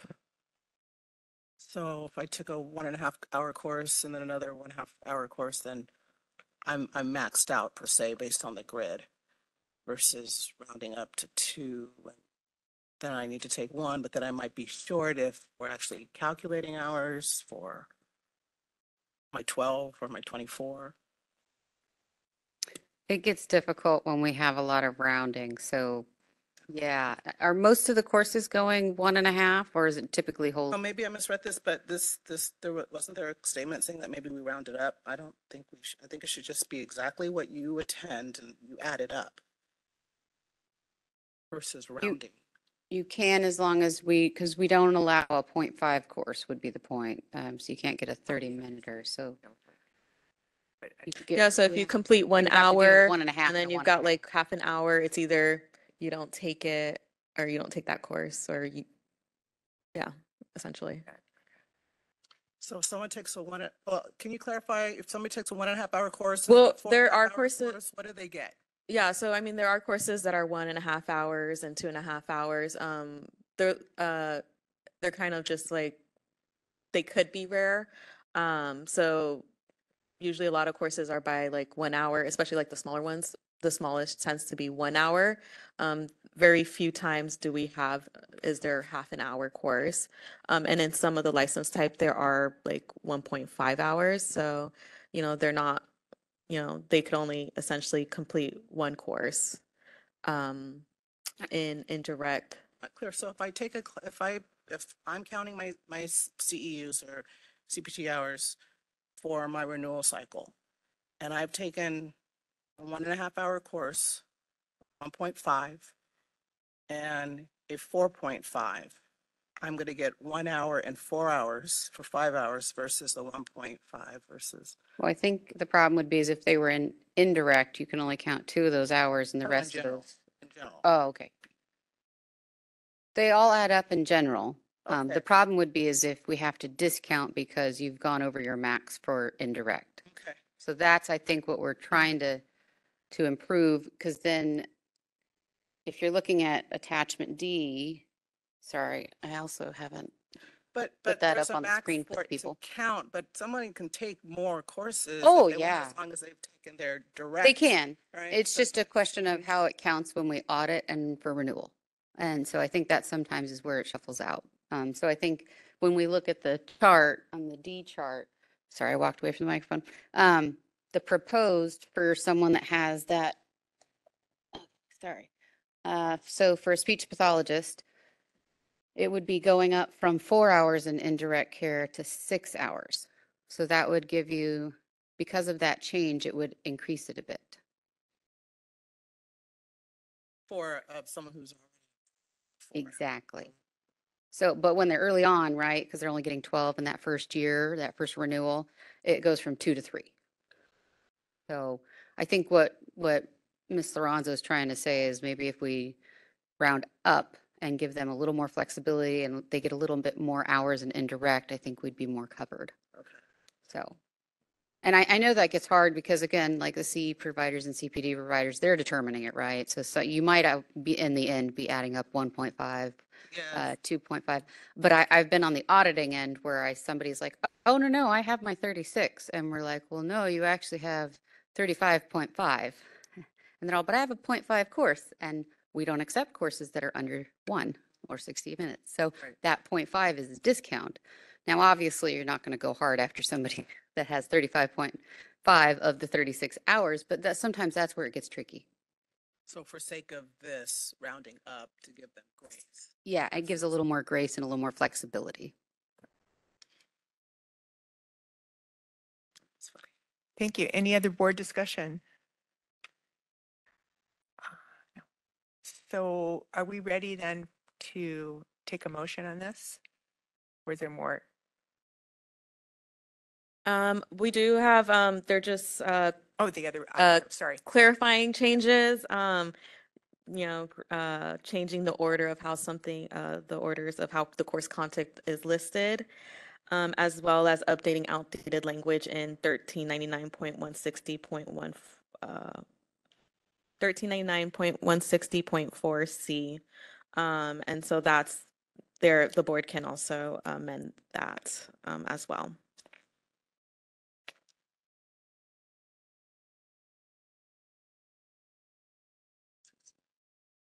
So the change, if you go back to page 9 of 10, in C, it's and towards the top of the page, currently has listed or it states that the content of a course shall pertain to direct patient-client care, related or indirect.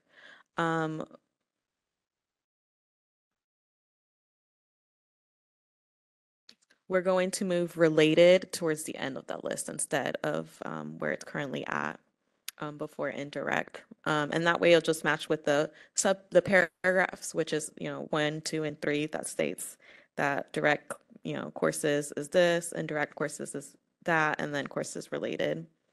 And then the second one was in C, towards the end of the page. We suggest changing the cultural and linguistic diversity to say cultural competency and diversity, equity, and inclusion to be more, to update the language to what's commonly used in a profession. And then the other point being is we know the other revision is to not limit the related to the profession courses. So the diversity, equity, inclusion, cultural competence, those would no longer be referenced in the limitation. It would just be the indirect care limitation.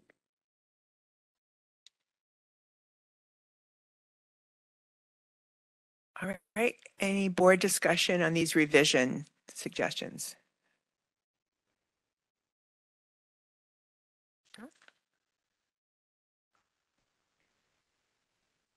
I think now we're ready for a motion on this discussion and the recommendations. Can I get a motion? Make a motion. Thank you. Move to modify the proposed regulatory text for 16 CCR sections 1399.160 through 1399.160.4 and direct staff to take all steps necessary to notice the modified regulatory text. Thank you. Can I have a second? I'll second. Thank you. Okay. We would like public comment now. No public in the room. So can we have the moderator please open up WebEx for public comment? Thank you for, if you'd like to make a comment, you can press the hand icon to raise your hand, or you can press the question mark icon to, and then type the word comment into the text box there. Are there any comments on the proposed motion?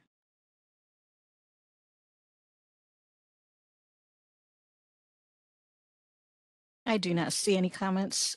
Would you like me to close the public comment feature? Yes, thank you. Please close it. You're welcome. Okay. All right. Now we are ready for Roll call for the vote. Holly Kaiser, Aye. Todd Borges, Aye. Karen Chang, Aye. John Danduran, Aye. Gilda Dominguez, Aye. Charles Sanders, Aye. Amy White. Aye. Motion passes.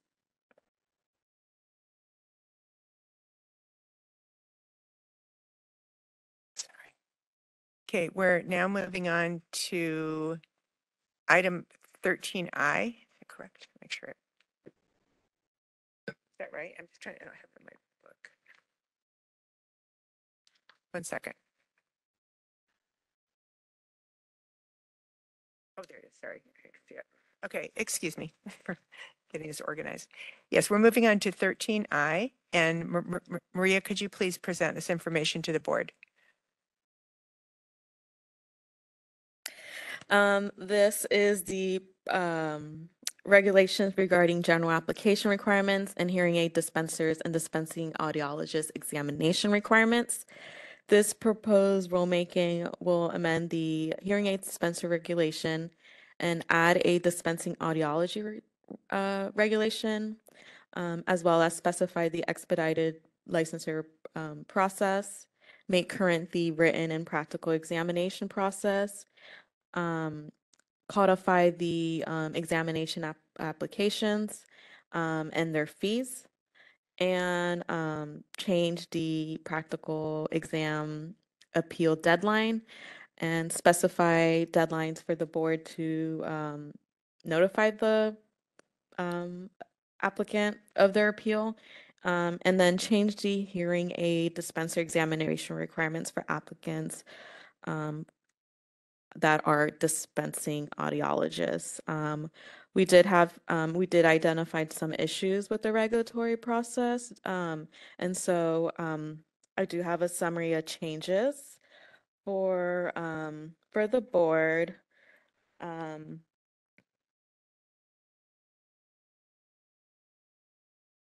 In particular, it was the let's see.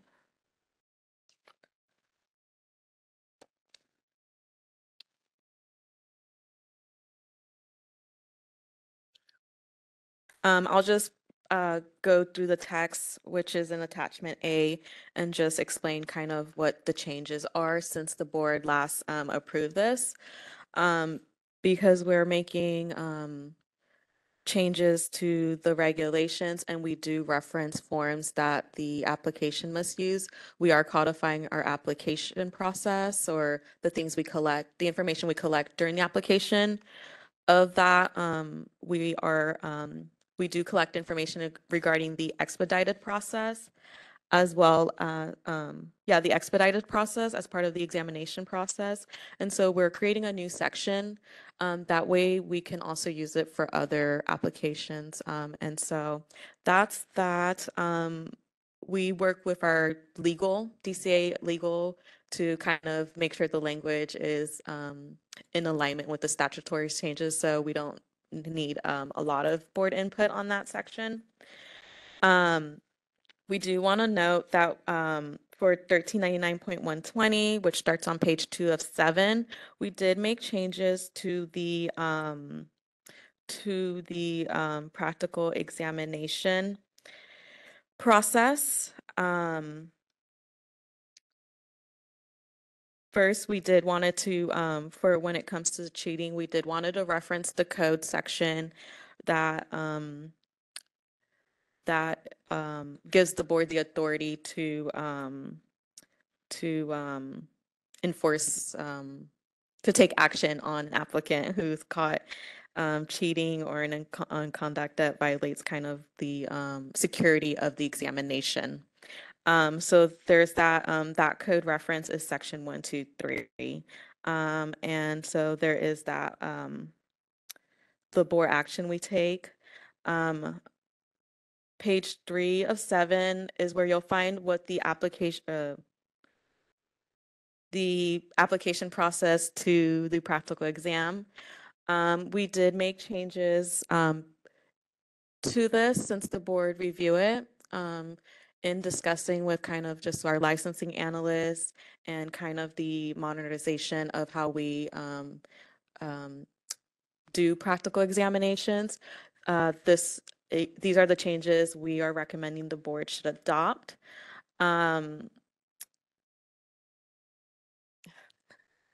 Charisse will explain to you what the changes were and what they'll be and why that is. Thank you.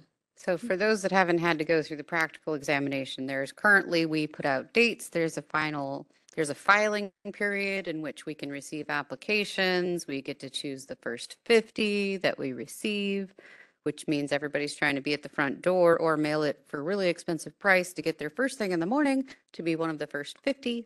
And that filing period is for 2 weeks, and it's a certain number of days before each of the examinations. It's very interesting, awkward, and then we're supposed to return applications that we don't accept and then send you your essentially check back if you don't get in.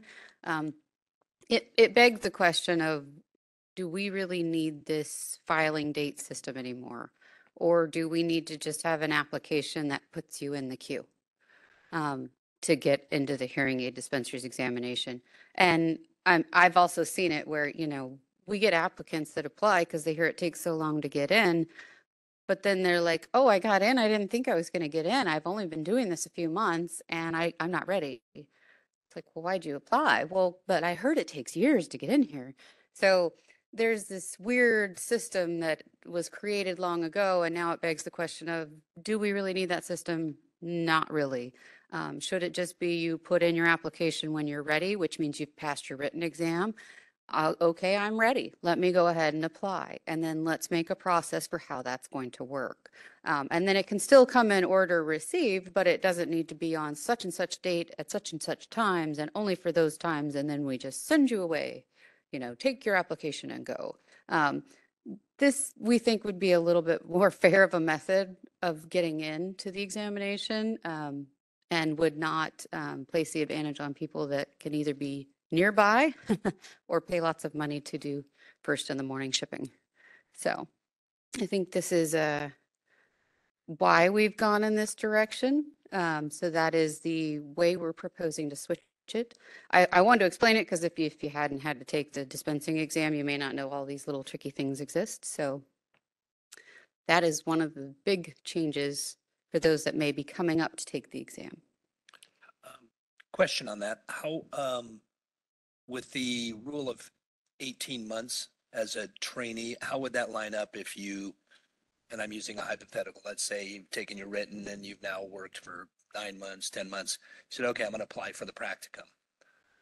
How will that line up if you look at the queue and say, well, we see your dates are such and such. Are you going to push them up in the queue to make sure that they hit their deadline? How will that work? There's nothing in the regulation about moving them up in order to hit the deadline. So you would run into that problem. It would be a rolling queue. So right now I would tell you we have 50 slots and we almost always have 20 to 30 more applicants than we can accommodate. So mind you, at any given time, maybe not all of them are ready. They're just worried about not being able to get to the next one. So being able to get in line when you're ready should even out. And then when people duck out, you move up in the queue, right? So say maybe I'm not ready, or we've also had it, somebody got COVID. They literally tested positive the week before, and I'm sorry, I can't come. So somebody can move up. And if they're ready, they've already got their subject, come on down and we can go ahead and accommodate you. So it kind of allows that movement in the queue. But you could still run into that problem. And it's not part of this agenda item, but in the future, we may want to look at, is 18 months an acceptable limit? But since that's not part of this agenda item, we won't go there, but that's the other question. So the way it is now, as it is, the person at least knows if they're in or not. So if there's gonna be a queue and you're gonna have 80 people in the queue, there has to be some method to be able to communicate to the people, nope, you didn't get in this time, but you are number 53, so the next time you will be in. Has that been considered, discussed? I mean, think there has that- to be some kind of way to stay in Yeah. communication with the people so they There's know definitely where they are. B3, so we have to notify the applicants at least 14 days prior to the application, the examination date, whether they got in, the maximum number allowed, and that would be the point at which you could tell them like where you're at in the queue. So that, I believe, is where we would continue to go back and forth.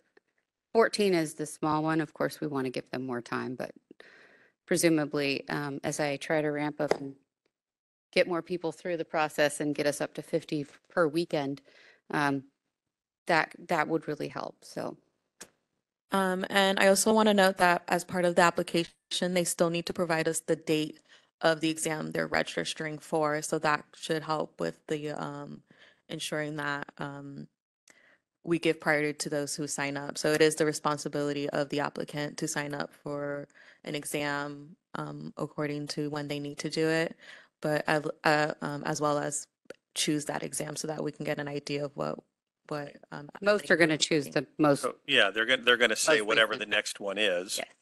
And then that passes and they're not in. So then they can have some sort of assurance that they're definitely in the next one. As soon as you pick the number for that one exam, you know you can move the list over again, right? So you might have been number 58 at let's just say the January exam for next year. If you were 58, I'm sorry you didn't get into January, you're now number 8, which means you're in for the next examination. So barring something coming up your health-wise, you'll be in. So I think that's where it'll help us with the queuing of people and give a little bit more certainty, as where right now it's like, oh, well, if you didn't get in, try again. But if you try the next time and you're still number 52, or heaven forbid 51, right? There's always that possibility. And of course, you know, when we see number 51, we always say, oh, well, hold on a second, because I see people drop out quickly. So, you know, we accept 50, but if 49 drops out, then I'm going to take 50. So. And I do want to highlight that in this proposed regulation, we are not the dispensing audiologists who want to be a dispensing audiologist will not be required to take the practical exam. So there is also that the flow might change as audiologists will no longer be taking that exam. The reduction in demand may help us with our numbers. A little bit, right? When you look at it, It's the vast preponderance of people taking the test now are still dispensers as opposed to dispensing audiologists. Yes. But any bit of a reduction Right, might yeah. get me to Take what where you the can get. supply equals the demand on my examinations. I'll be super thrilled. So.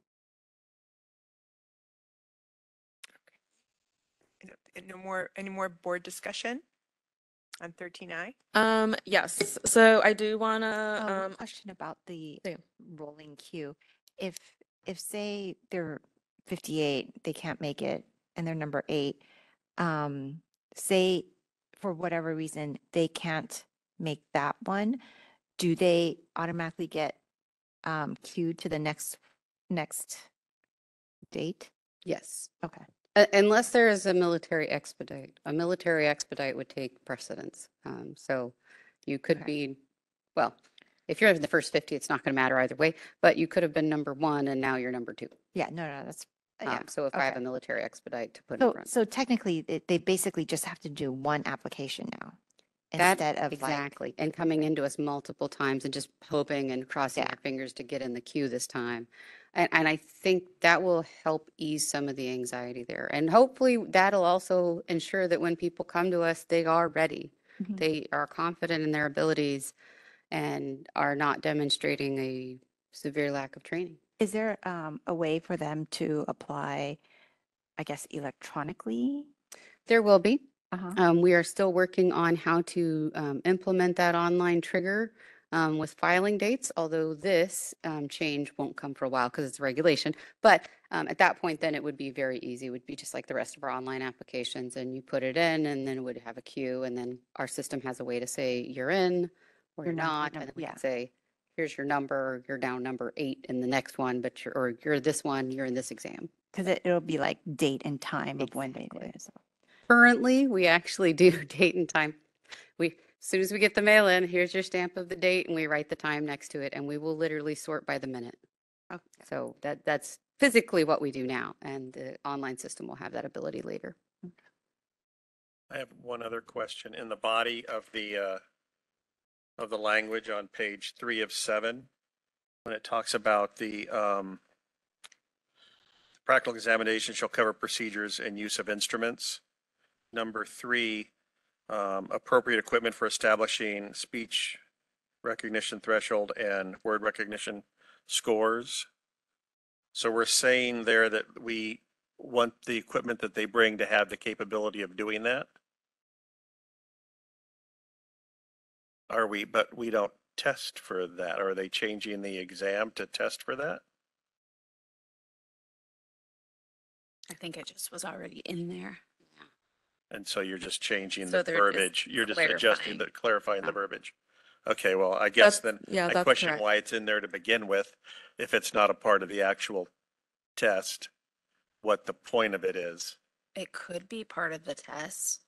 Well, but it's not. So I don't, I just don't to me, it just seems superfluous. I guess it doesn't hurt, but the reality is no one's checking for that. So it could have it or not, and it's kind of, That's true. irrelevant. Was it part of the test in the past? No. Not, Why I was don't think but when I took the test Why? 25 some odd years ago, I don't recall it being a part of the test. Yeah. So why is it? in This had to here? be someone older than me finally. So yeah, I don't understand. I mean, I guess it's a carryover, but It it is. just- it And I just think we felt were like, just trying to okay, I update the don't- language that's already in it.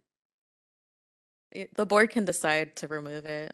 Today is that day to make that Are we recommendation. able if you want to leave it in to be aspirational that it may change one day, or it covers our bases in case we do decide down the road to change that. But I don't know. It Wow. kind of jumped out at me when I looked at it because I don't understand the point.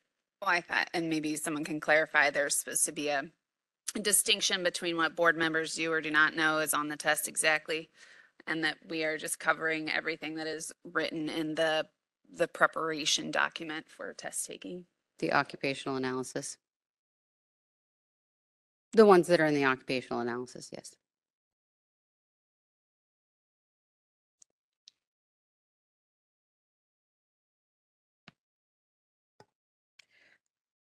For board discussion, we do want to see if the board wants to entertain increasing the fees for the exams pursuant to Business and Profession Code Section 2538.57. The board is permitted to establish a fee for taking or retaking the examination equal to the cost of preparing, grading, analyzing, and administering the exam. In attachment E, you can see the projected examination costs for this fiscal year, which includes the total cost and cost per candidates. We do recommend that the board consider increasing the fees to the amounts stated in the memo, which is for the written exam, the current fee is $225. We propose a fee increase of $25 so that it becomes $250. For the practical examination, the fee is $500. We're proposing a $100 increase so that it becomes $600. And so that's there for discussion. The other part being is that currently, if you fail a section A or section B of the practical exam, you have to retake only the section you did not pass. We do not currently have a mechanism to charge the smaller amount of half. And this would also give us the ability to say, you failed one, now you just pay the 300, the half cost. And then 600 covers what we currently expend to do the examinations now, if you do both section A and section B. Is the current fee $750 or $725? Can we clarify that first before? 725 if you're doing both. Increase. Sorry, I'm so used to them being That's- separated. I had Sorry, that there's in a my typo head. in there. That would have. Right. So are you saying that you are going to create a mechanism to be able to charge half if they only? That's That's Yes. correct. I failed to mention that as part of the revisions that we're proposing, we are including that retake language for the practical exam because we do have the ability and we are Okay. doing the split of the stations. It was determined a few years ago by the Office of Professional Examination Services that that was acceptable. And so we have implemented that. The only problem being, of course, we had no mechanism to cut the cost in half. But I have a question. When you say cutting the cost in half, say they take the written and the practical, they fail the practicals. So instead of paying 600, they pay 300. Is that correct? Sorry, instead of paying 600 again, so they take the written, they pass, they take the practical, and they fail fail. one section. If you fail both, you'd have to retake both. Okay, so practical exam has 2 sections. It's 2 sections inside of it. Oh, So okay. there's two sections inside of the practical examination. So if Mhm. you fail one, instead of coming back and paying another 600 just to do one section, you can do the other 300. So So you pay 300 and then you just take that one section. exactly.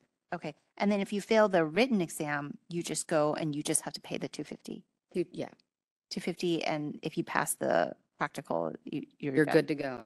725 in and out the door if you pass them all the way. both of Right. them. Okay. There is no retake for written because it's a computer-based testing, so they'll have to physically go back to the They location testing reapply site. essentially. Yeah, So apply. So they reapply, but they only take the written. if they fail the written the first time, Right. which does happen. Okay. They don't do the practical until they pass the written. Yes. Oh. So Yeah, they have to pass the written first, then they can apply for the practical. Okay. And the written is only one part, so it's not like 2 parts. And then- Right. Exactly. Okay. It's one complete test. Oh, is this a regulatory change or? Yes, these are So all in it's gonna take regulations. A really long time, so it's not as if. It may take a while. We would like, So- we would love to move this quickly. Right. But yes, it takes a while. So did you,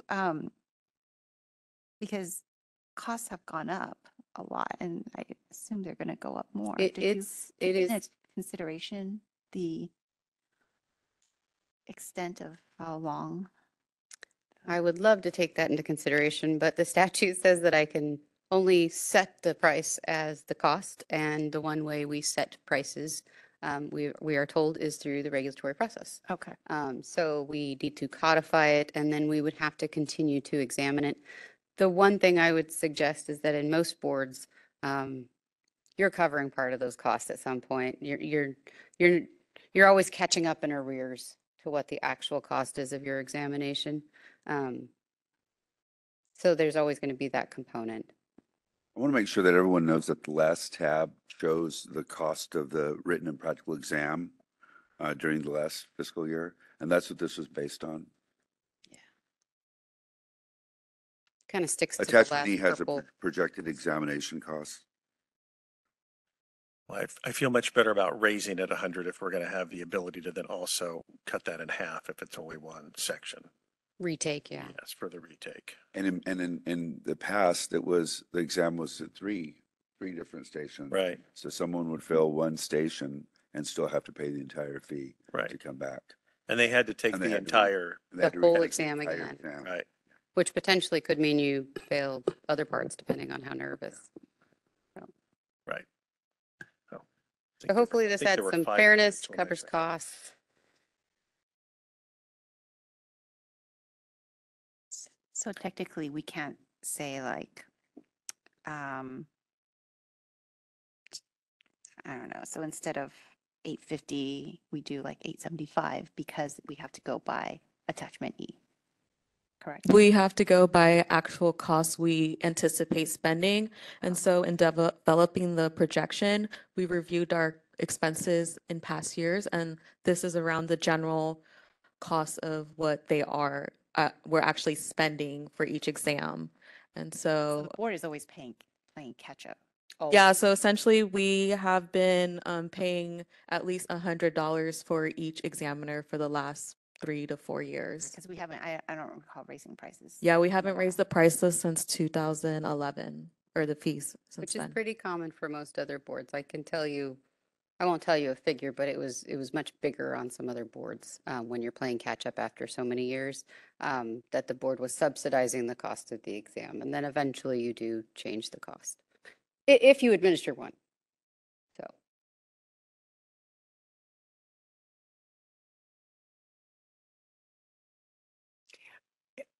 Are there any other items to discuss on 13I?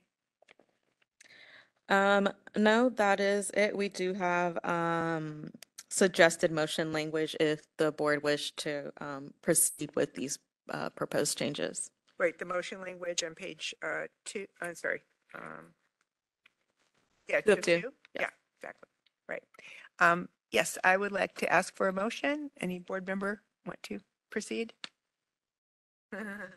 Okay, I'll do that. Move to approve the proposed regulatory text for 16 CCR sections 1399.112, 1399.120, 1399.121, 1399.122, and 1399.152.4 as proposed or amended. Direct staff to submit the text to the Director of the Department of Consumer Affairs and the Business Consumer Services and Housing Agency for review. Authorize the executive officer to take all steps necessary to initiate the rulemaking process, make any non-substantive changes to the package, and set the matter for a hearing if requested. If no adverse comments are received during the 45-day comment period and no hearing is requested, authorize the executive officer to take all steps necessary to complete the rulemaking, including any non-substantive changes to the package, and adopt the proposed regulations at 16 CCR sections 1399.112, 1399.120, 1399.121, 1399.122, and 1399.152.4 as noticed.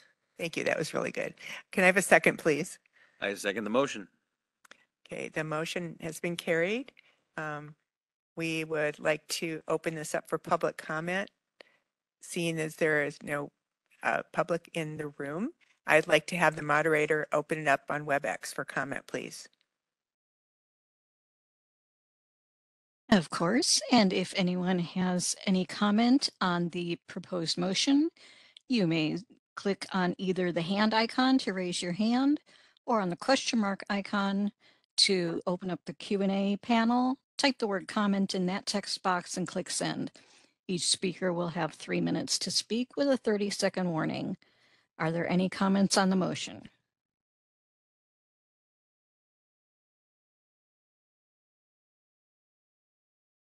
And I do not see any requests for comment. Shall I close that Q&A feature?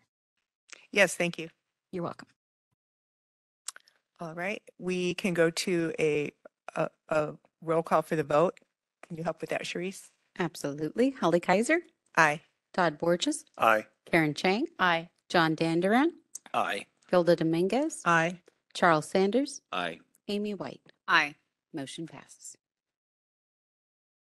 Thank you. We are now going to cover agenda item 13J. And let's see, this is discussion and possible action to amend regulations regarding processing time as stated in Title 16 CCR sections 1399.113, 1399.141, 1399.151.1, 1399.153.2, 1399.160.6, 1399.170.4, and 1399.170.13. And Maria, can you begin this discussion, the information? Thank you, Ms. Kaiser. This proposed regulatory change will remove the processing time and references to processing type found in multiple sections in the regulations. The board in October 2021 adopted proposed changes to through a section 100 to remove all the sections regarding processing times. However, there were some sections that did not qualify for that process. So we are going through the formal rulemaking process to complete, remove those sections. These sections are being removed because the statutory requirement was repealed. And so the language are outdated. And so we recommend the board to remove it. We also we don't find it necessary to specify or update the regulations to specify processing times because the board establishes processing goal per DCA policy when it comes to the completion of applications. There's also processing time can also vary during the year due to various reasons such as seasonal increases or expedited process or incomplete packets that we don't find suitable to specify processing time in regulations. The board does regularly provide to the public on the board website processing time. Generally, the goal is to have it available to the public on a weekly basis. So the proposed language, we're presenting it again to the board because the last proposed language would have codified the SLIPA application. We're going to remove that so that we can just focus on just the processing times and getting that part complete. And in another rulemaking process, we'll codify the SLIPA application.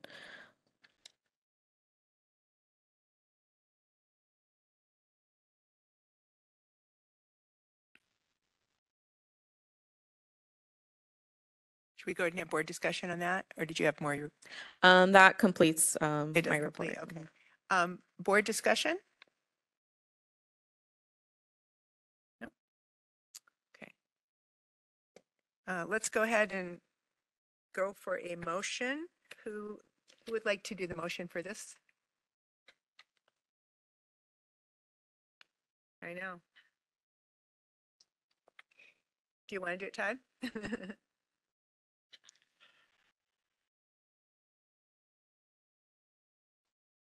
I move to approve the proposed regulatory text for 16 CCR sections 1399.113, 1399.141, 1399.151.1, 1399.153.2, 1399.160.6, 1399.170.4, and 1399.170.13. Direct staff to submit the text to the Director of the Department of Consumer Affairs and the Business Consumer Services and Housing Agency for review. Authorize the executive officer to take all steps necessary to initiate the rulemaking process, make any non-substantive changes to the package, and set the matter for a hearing if requested.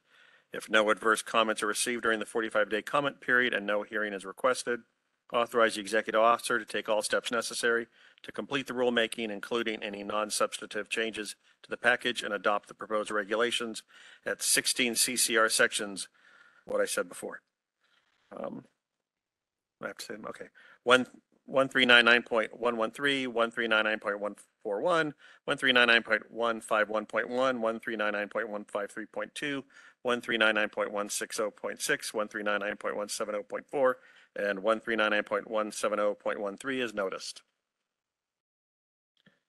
Do you want me to do a second time? Thank you. Can I have a second? I'll second.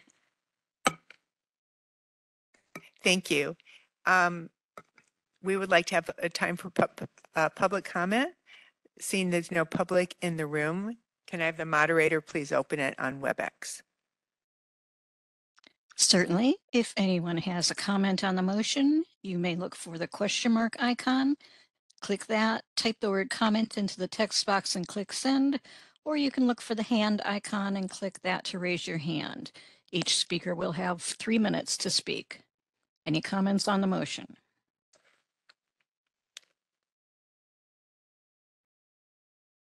I do not see any request for comment. Shall I close the public comment feature? Yes, thank you. You're welcome. All right, we are ready for a roll call vote. Sharice, can you help with that? Absolutely.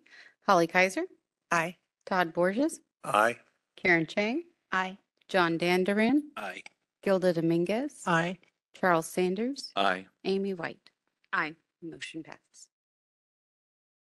Okay, we are moving on to agenda item 13K. Discussion and possible action to amend regulations regarding audiology supervised clinical experience as stated in Title 16 CCR Section 1399.1 152.2. And can you begin this information, Marie? Thank you, Ms. Kaiser. This proposed regulation will codify the number of clock hours for supervised clinical practice required for audiology license for applicants who have completed an audiology doctoral program. Senate Bill 821 changed the entry level licensing requirements for audiologists from a master's degree to a doctoral degree to reflect industry and educational standards. However, regulations were not promulgated to establish the number of clock hours of supervised clinical practice. The Audiology Practice Committee determined at its meeting on February 23, 2023, that the number of clock hours required for applicants who completed an audiology graduate program is sufficient for audiology licensure for applicants who completed an audiology doctoral program and recommend the board to adopt proposed changes. And so in this proposed changes, we are just making including requirements for doctoral degree applicants. And so we reference that code section as well as creating a new subsection to codify what the audiology practice is recommending. So it would the same clock hours, which is 300 hours for those that graduated from a program after July or December 31st, 1992 and on before December 31st, 2007. That was the requirements for the master's degree program. The requirements for the new licensing requirement began on January 1st, 2008. And so you'll see that on page 2 of 2 to reflect that new requirement. And that completes my report. Thank you so much. Would like to any board discussion on these points? No? Okay. Then we're ready for a motion. Would someone like to make the motion? Right down here. I did. Okay. I move to approve the proposed regulatory text for 16 CCR section 1399.152.2. Direct staff to submit the text to the Director of the Department of Consumer Affairs and the Business Consumer Services and Housing Agency for review. Authorize the executive officer to take all steps necessary to initiate the rulemaking process and make any non-substantive changes to the package and set forth the matter for a hearing if requested. If no adverse comments are received during the 45-day comment period and no hearing is requested, authorize the executive officer to take all steps necessary to complete the rulemaking, including any non-substantive changes to the package, and adopt the proposed regulation at 16 CCR section 1399.152.2 as noticed/amended. Oops. Thank you. Do I hear a second? Second. Thank you. All right. We'd like to open this up for public comment. No public in the room, so moderator, would you please open it up on WebEx? Certainly.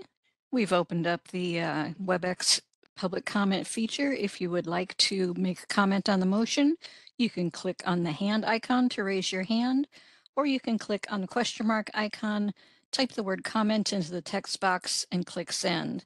Each speaker will have 3 minutes to speak with a 30-second warning. Are there any comments on the motion?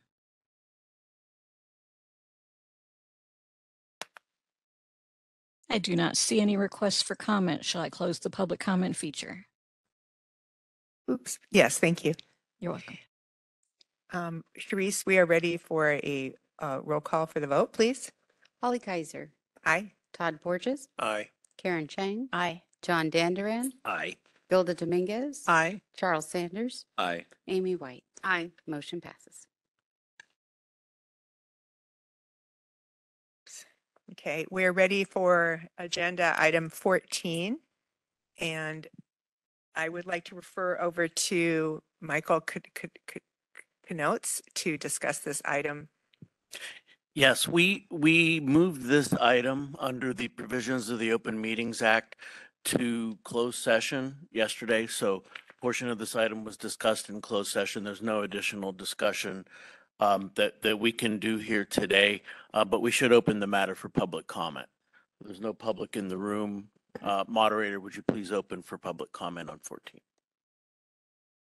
Certainly, if anyone would like to make a comment on agenda item 14, you may look for the hand icon and click that to raise your hand, or you can click on the question mark icon, type the word comment into that text box and click send.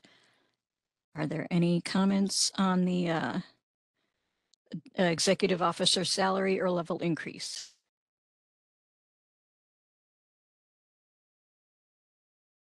And I do not see any requests for comment. Shall I close that feature? Yes, thank you. You're welcome.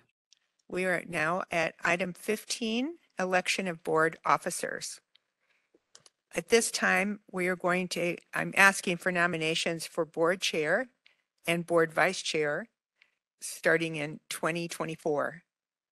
I would like to make a nomination for board chair. I would like to nominate Gilda Dominguez. Are there any other for that position for board chair? Any other nominations?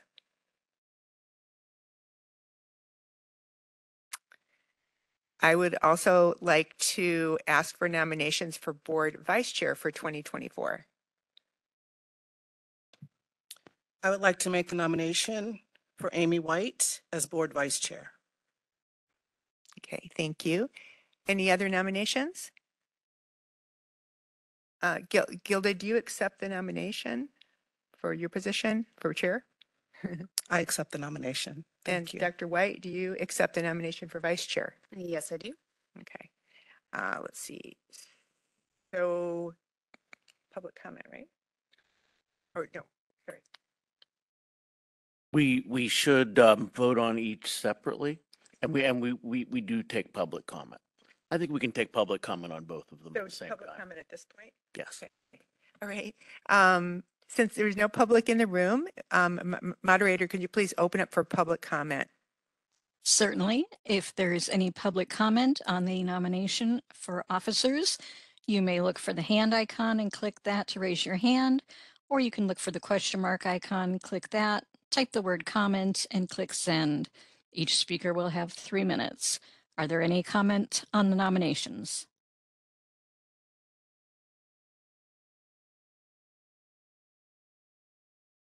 And I do not see any requests for comment. Shall I close that feature? Yes, thank you. You're welcome. Okay, Therese, can we have a vote for the board chair position, please?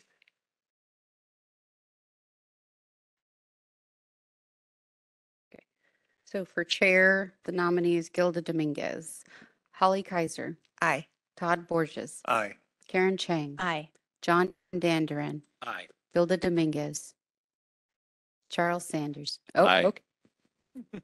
It's up to you. I was going to let you abstain if you really wanted to. Okay. Charles Sanders. Aye. And then Amy White. Aye. Aye. Should we go on to the other vote now? Okay. Can you please get the vote for the board vice chair, please? And the nominee is Amy White for board vice chair and Holly Kaiser. Oh, I'm sorry. Aye. Sorry, I was calling roll. Yeah. I went right in there. Oh, yeah. Todd Borges, Aye. Karen Chang, Aye. John Dandurin, Aye. Gilda Dominguez, Aye. Charles Sanders, Aye. Amy White. Aye. Well, congratulations. Yay. All right.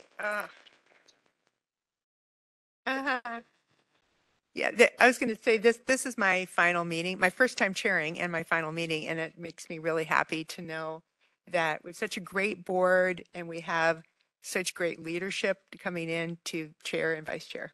Congratulations.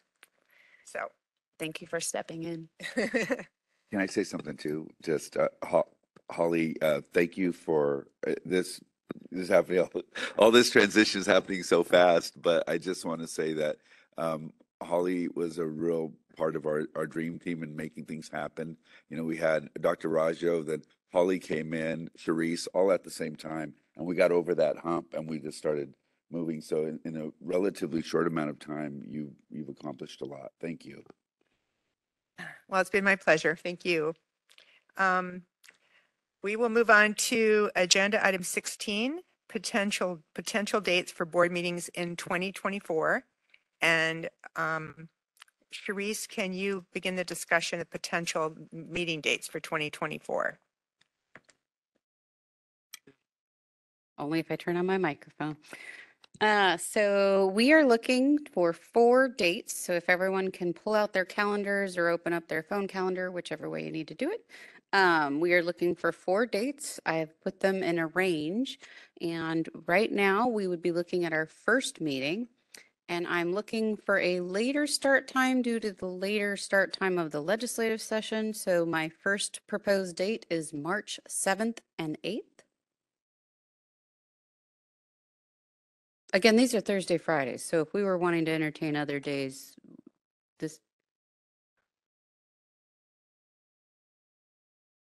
no worries, next year. Thursday, March 7th, Friday, March 8th. I also have February 29th or March 1st as another option. And as a very last ditch effort, April 4th and 5th. It is quite late in the year to go all the way to April, though. Does anyone have any concerns with March 7th or 8th? Okay, let's cross that one off.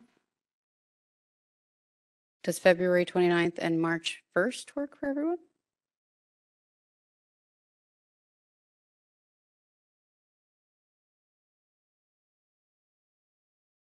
Right, and it'll be a leap year meeting. Okay, wonderful. February 29th and March 1st. Right. I will move on to the next set of dates. It is in May and June. The first date being May 16th through 17th.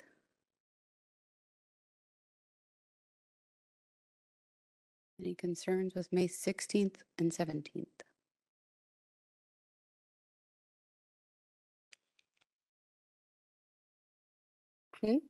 I have another option, yes. Oh, feel free to say, oh, give me the next one. June 6th and 7th. Not good. I have 2 more sets if that works. June 13th and 14th.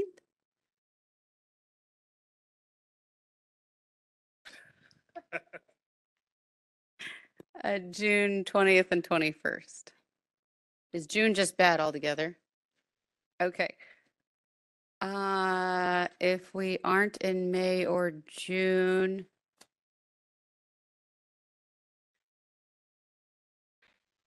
it's right after Memorial Day weekend. Sorry, it's after.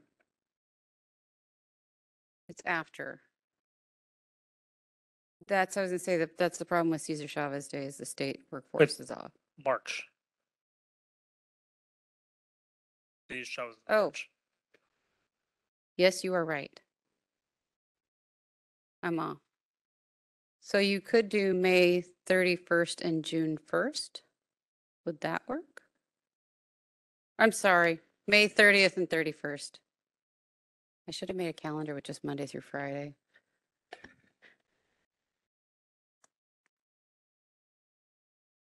Okay. Nope. All right. Yeah, that one seemed out. May 16th and 17th, still bad? Talking about May 16th, 17th. May 16th, 17 works? That does not work for me. I have Does another not board work. meeting. Okay. How about July 11th and 12th? Oh, okay. July got worse. Should we consider other days other than Friday, Thursday, Friday? May 9th and 10th. Hold on. I'm looking at my exam dates too. May 9th and 10th could work. It's only about a month in between our March date and the next one, so that's a really short time span to Yeah, update you okay. on That's- with a month in between. So that's the hard part. I'm trying to space it out a little. We'll be meeting February 29th and March 1st. So, and you'd only have, yeah, it's 2 months, not 3, but yeah. What was the May? Yeah, June and July seem to not work, though. I got a lot of no's and shaking heads on June and July. A lot of angry looks. I know. That's why I was like, oh, is there, do we want to try a midweek board meeting? Like, and maybe May 14th and 15th or May 7th and 8th? That's a Tuesday, Wednesday meeting. Okay. I was just gonna say, it's the before Memorial Day weekend, but you'd be Tuesday and Wednesday and not near the holiday. May 21st and 22nd? A Tuesday, Wednesday? You'd at least be home before the holiday rush of that weekend, but if you were planning to take the week off for Memorial Day, then you're.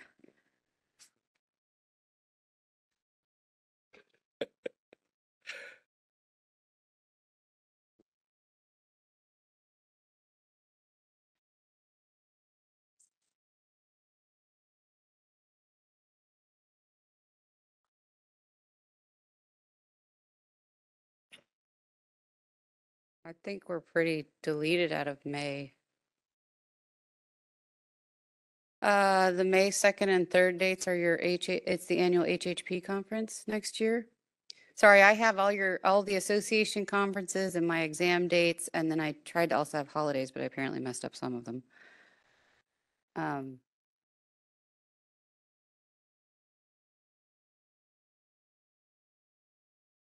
No, it wasn't good. Would earlier in the week work on that week in May? May 14th, 15th? Oh, you're out from May 7th. That's right. Okay. And May 21st and 22nd was a no-go? Does anybody want to travel right after the Memorial Day weekend and do the 29th and 30th? A Wednesday, Thursday meeting? Doesn't sound like an optimal choice, but I'm throwing straws here. I serve at your pleasure, so, you know.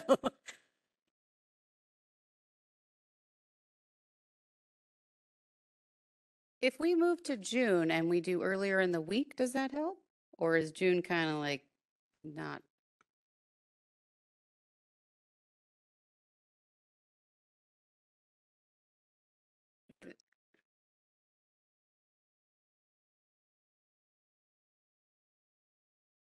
Yes, my thought was to have the first, second, and fourth meeting in Sacramento, the third meeting in Southern California, and we'll figure out LA or San Diego based on hotel and what we can get. Right.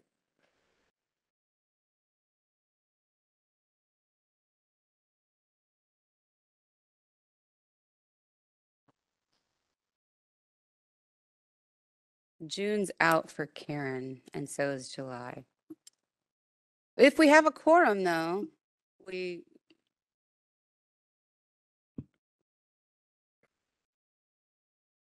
Could we send some dates that are midweek, maybe Wednesday, Thursday dates and some type of poll for everyone? We could send a poll. Yeah. I normally try and tack them down right now so Yeah, I can I just report don't it think- out afterwards, but it sounds like we're gonna need to do a poll. Otherwise, we're gonna end up in July or something and that may not work. Yeah, and July's not working Right. either. I think we can get our May. That was dates. gonna be kind of our third meeting was August, September. Yeah, Right. yes, So we could look at other possibilities maybe in mid-May. yeah. Why don't I send out a poll for the second meeting? We'll have to do a poll. Do you want me to go ahead and try to do dates for the? I can't do as well.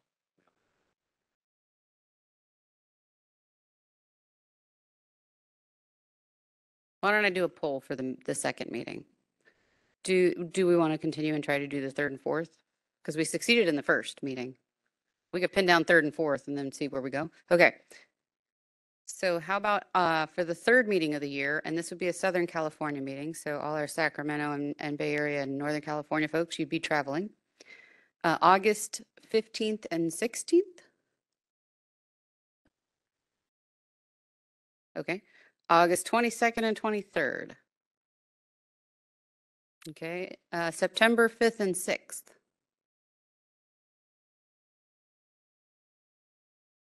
It'd be the Friday and Saturday, or Thursday and Friday after Labor Day weekend. Yeah, it's after. September 5th and 6th? Nice. Winner. Okay. Third meeting. All right. Fourth meeting and final meeting. I feel like I'm doing bingo almost. Or a auction. October. We're looking at October, November, and December. That is a wide range, I know, but there's a lot of holidays and different things. So first option, October 24th and 25th.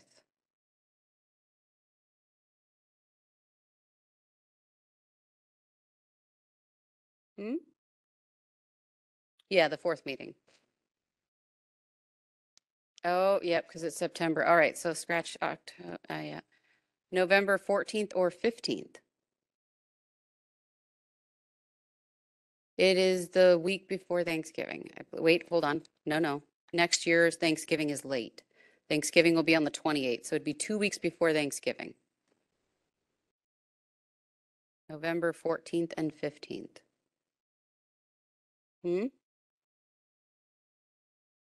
Okay. Your other option is December 12th and 13th. Yeah, it gets, once you get in December, it gets dicey for everybody, right? So November 14th, 15th?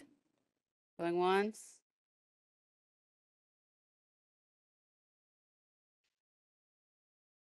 Oh. You're really not going to like my third option. It's December 19th and 20th. Oh. We're just going to have a Christmas party while we're here. Sorry, holiday party. Are these all 2-day meetings guaranteed or are They may end up possibly being put- 1-day meetings. And if we do the remote, December 5, 6 is the ASHA conference. Yeah, it's late Yeah, next. they're moving to December this year. Next year. The other option being not November 14th. No, that's a. Maybe it's a 1-day meeting. Wait, which day is your actual birthday? Do you mind divulging?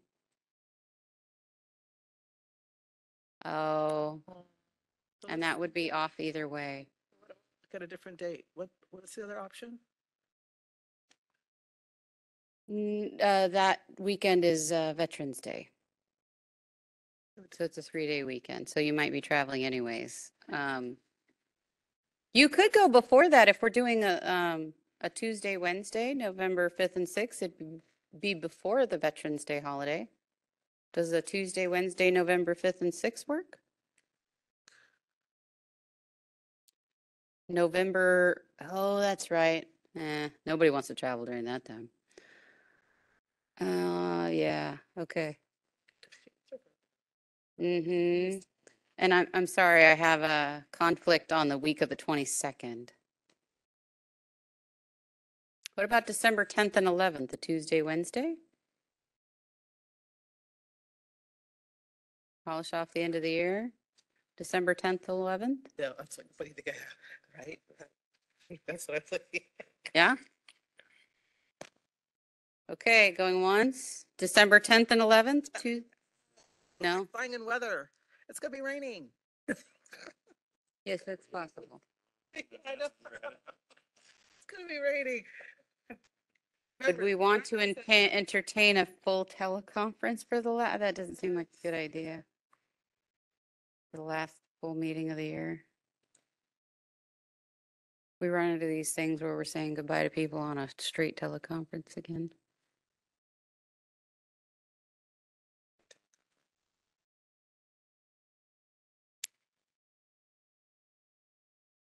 Yes. We've picked first and third. We seem to have a problem with second and fourth. We could do a poll for the fourth one as well. Yeah, let's poll.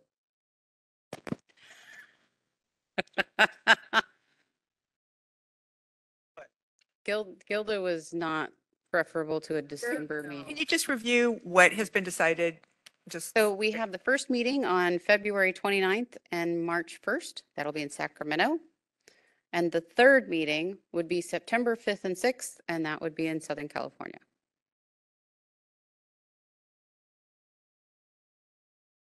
That's all we know so far.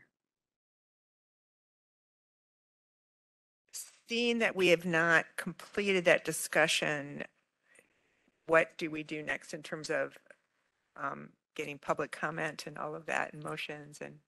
I will plan to send out a poll. We can ask for public comment. It's one of those weird ones, ask for public comment, but it's an agenda item, so we ask for it anyways. Yeah. It's fine. Occasionally I have had where we didn't have notice of a Agenda item. conference, and that was helpful. Yeah, we do need to ask for public comment on each agenda item. So- We don't have to take action. We just need to ask for. Okay, public so I comment. should go ahead because I think we've had our discussion now. So can the moderator please open WebEx for public comment? Certainly. So we've opened up the WebEx Q&A and hand raised features for input on dates for next year's meetings.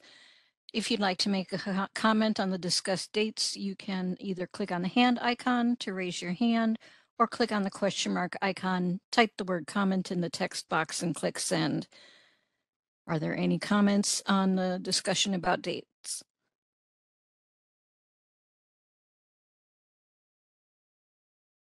I see no requests for comment. Shall I close the public comment feature?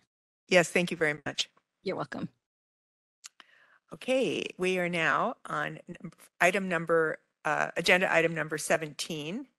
And this is regarding future agenda items. So I would like to ask the board, do you have any comments regarding future agenda items?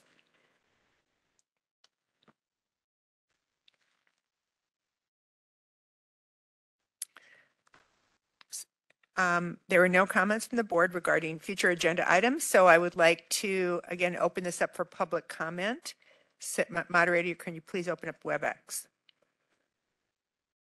Of course, and if anyone would like to suggest a future topic for a future meeting, you may look for the hand icon and click that to raise your hand, or you may look for the question mark icon and click that, type the word comment, and click send to express your interest in comment.